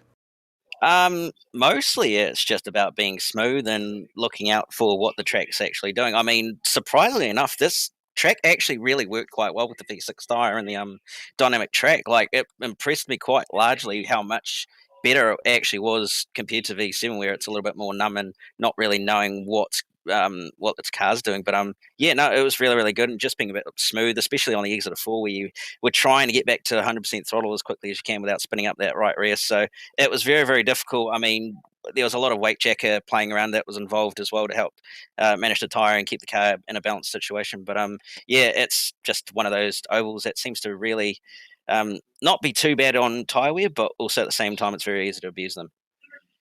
Certainly is. Well, either way, coming out of this season, capping off your championship with another victory. 2021 certainly been your year, and you're going to obviously spend some time enjoying this victory before your focus shifts to 2022. Yeah, absolutely. We'll obviously open a beer and enjoy the night sort of thing. But yeah, no, it's not quite fully all over for us in majors. We've still got MTech to worry about, so we'll get onto that. But yeah, we'll see what happens in 2022. Not sure what we're going to be doing as far as plans go. We might do something else. But yeah, nevertheless, if we come back, it'll definitely be another tilt at the title. Well, the floor is yours, Cam. P1 in the race, P1 in the championship. Who do you have to thank for it? Yeah, just first of all, shout out to the boys at Fitzlow Motorsport. They've done an absolutely awesome job all year long, and they should be really, really proud of themselves for all the hard work they've put in and everything they've done all year long to get the results that we have, even if we didn't quite end up getting the Teams Championship. But yeah, shout out to all the boys. They've done really, really well. And obviously our partners, Tech Sense Sensors, Renville Harnesses, Demon Tweaks, Fight CRC, Majors Garage, you guys for the awesome broadcast. Mike and the team for the awesome series, all the boys for the awesome racing all season long, especially Hinsey taking it to the title all season long. So that was really, really cool. And everybody else that's just tuned in and supported me over this past year or so, it's been really, really cool to see. Well, thank you very much once again for joining us, Cameron Dance. Enjoy your victory and your celebrations. A truly deserving champion. The man who finished second in this race and second in the championship, capping off another driver capping off an excellent season with a great result. Thomas Hinz joins us now. Hinsey, welcome. A fantastic charge through the field for you. You started in 12th and had a bit of trouble making your way forward at first, but that final stint was really where it all came together for you. It's because really a big thanks to I think Liam Quinn, who did the setup for the Majors Garage for this thing.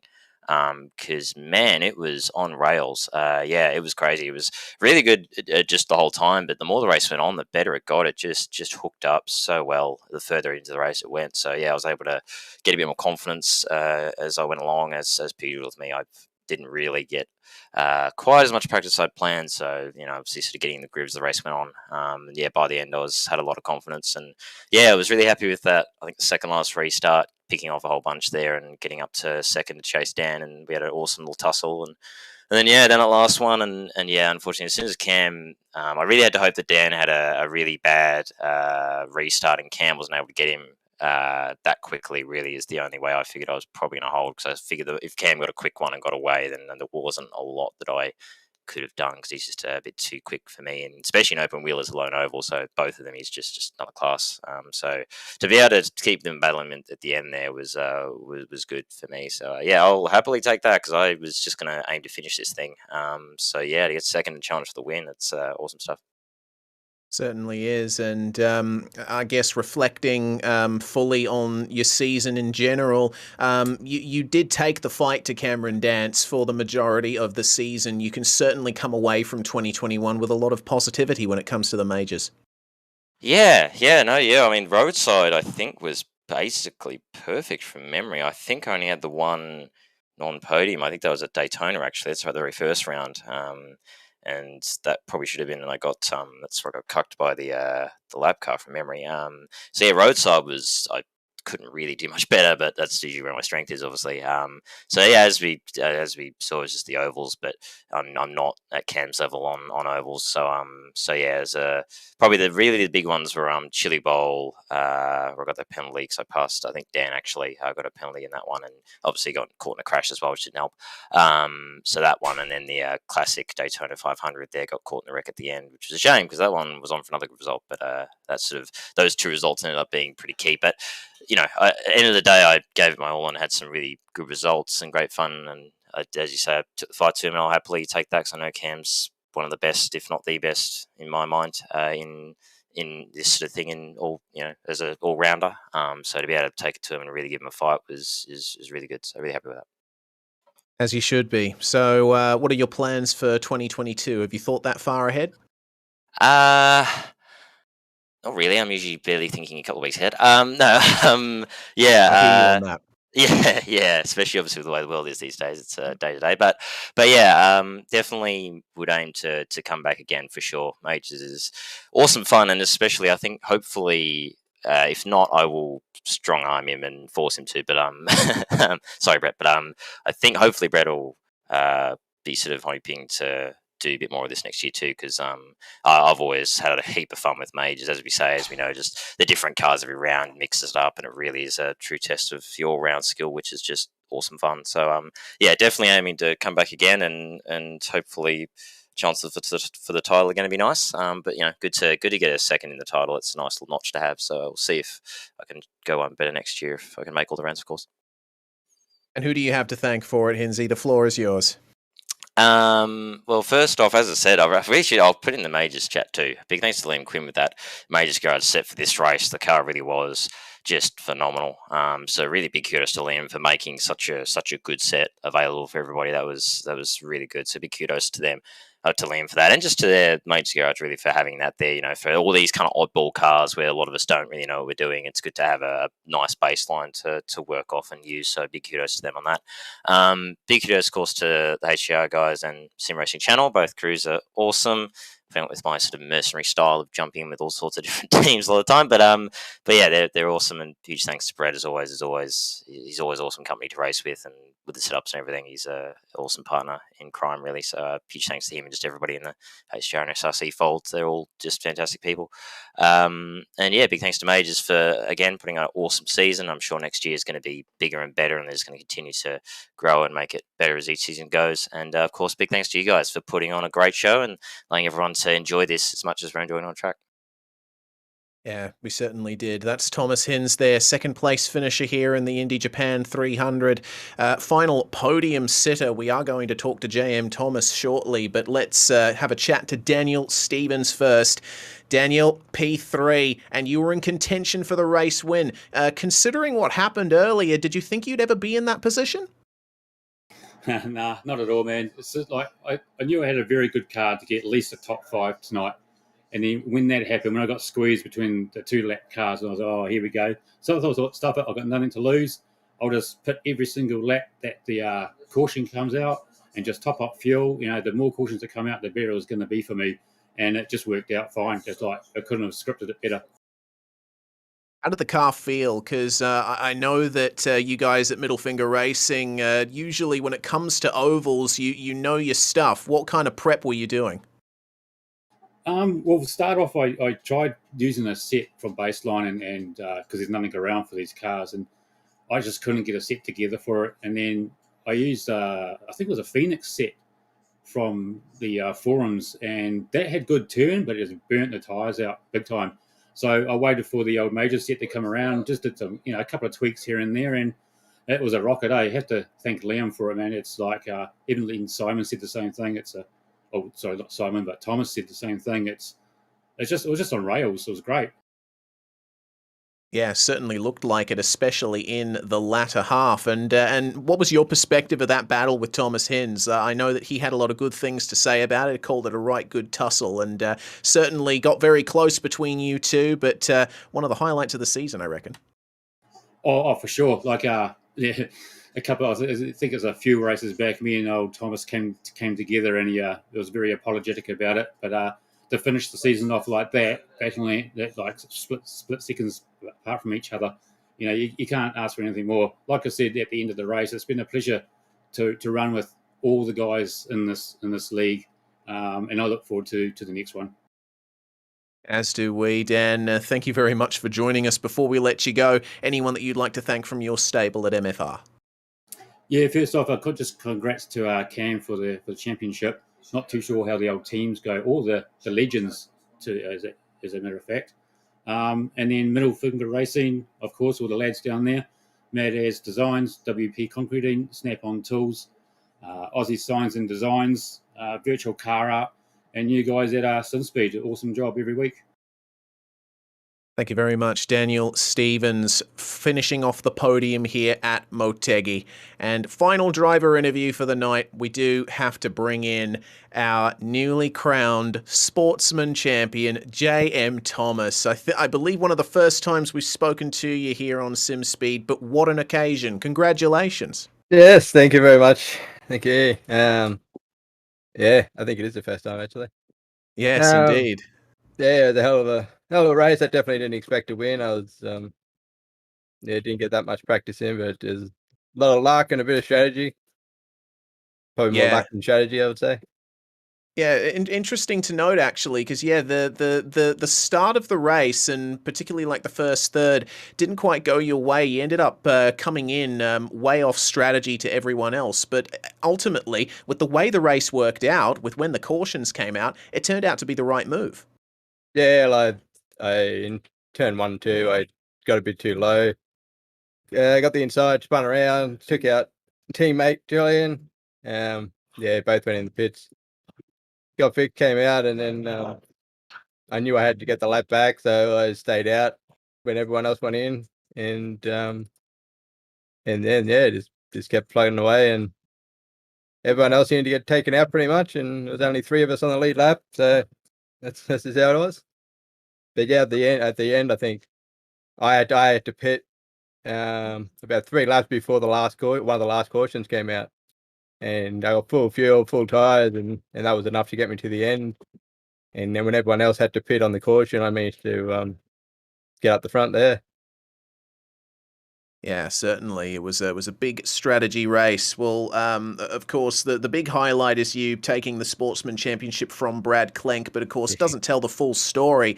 That second half of the season. I mean, Brad Klenk was pretty dominant early on. He was doing quite well in the points standings, but you were gradually catching up to him in the second half of the season. What do you think was the secret to unlocking that? Was it equal amounts luck and strategy, as you say, or a little bit more of one? No, Brad's definitely a better driver than I am. He's not going to be happy, but he deserved to win. I got to thank him for pretty much organising most of this team together. And he's going to Fitzroy next year, so all the best there. But I knew I was going to be good in the midget race, which was nowhere near as clean as I wanted it to be, but and a couple of other oval races which I did well at, and I think all 3 of us all won. And we had 3 separate classes. We all chose separate classes, and we all won each class. And then I think a couple of oval races I got taken out, and one I didn't finish. And Brad was just consistent. Like, I think his lowest placing was 6th place. Out of all the races, so he did really well. It's just he unfortunately couldn't make this race, and I had to win to win, and fortunately I did that. But yeah, it's definitely gone a bit better. I'd like to do the Pro Championship next year, but I'll probably be a mid-pack runner, which is where I should be. But it's really good. Like Brad. It doesn't really put much of a foot wrong.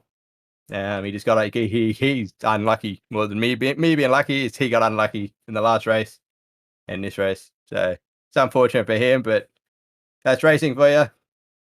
It is indeed, and I suppose we should let you go very shortly to continue your victory celebrations here, Mr. Thomas. But before we do, anyone that you'd like to thank from your stable?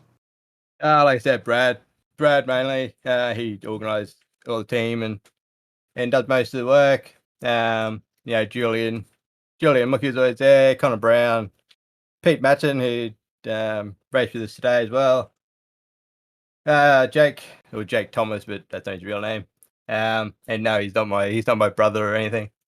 And we also have Justin, and Shawn. Yeah, they're all. It's a great team that just got put together from the Gentlemen's Sim Racing Club, and we all get along pretty well. And it's been great fun. Certainly has been for us as well. Thank you very much for joining us, J.M. Thomas, your newly crowned Sportsman Champion. Well, Jay, that brings to an end proceedings for tonight and for this year in terms of the Majors Series. What a race. What a brilliant round to cap off this season. It was the perfect way to finish it off. Perfect way to finish it off indeed. And we get to do it all again in 2022 with the calendar being revealed in the next week or so. Yep, 15th of January for us here in the Australia-New Zealand region. So it's not far away. It's only about 8 weeks away before we get into round 1. It's going to be a very, very exciting championship. It's going to be very, very cool to be back for another season. Cannot wait. I'm looking forward to it. And it's been an unbelievable season once again. And a deserving champion, but a deserving way to finish the race with P1 and 2 literally a car width apart at the end. It's how it deserved to finish with how those two battled, that being Hins and Dance all season long. Fantastic to watch. And Dan Stevens deserving in 3rd. We're not sure on the battle for the team's championship, but looks like the battle for teams has been won by Kinetic, but the Legends Championship is coming down to the wire. So we'll find out more information. We'll post the info on Facebook once it is available. We shall indeed, and yeah, if you haven't liked us on Facebook already, SimSpeed Esports Network, head on over and click that there button. Also click the subscribe button here on YouTube if you haven't already. We continue to broadcast many races a week here on SimSpeed TV. A big thanks to everyone behind the scenes at the Majors Series for putting all of this together. It's a monumental undertaking running this championship every year, and certainly a lot of credit to be given to Mike Ouellette, the competition committee, and the administration team. Thank you so much, guys, for everything that you've done this year. And congratulations, of course, to our two champions in the Pro Division, Cameron Dance, and in the Sportsman Division, J.M. Thomas. I'm Reese Gardner. It's Jay Kennedy alongside me in the commentary box. He's been with us the whole season in the commentary seat and in the director's chair as well. But for now, here at SimSpeed TV, we say goodbye and thank you for watching.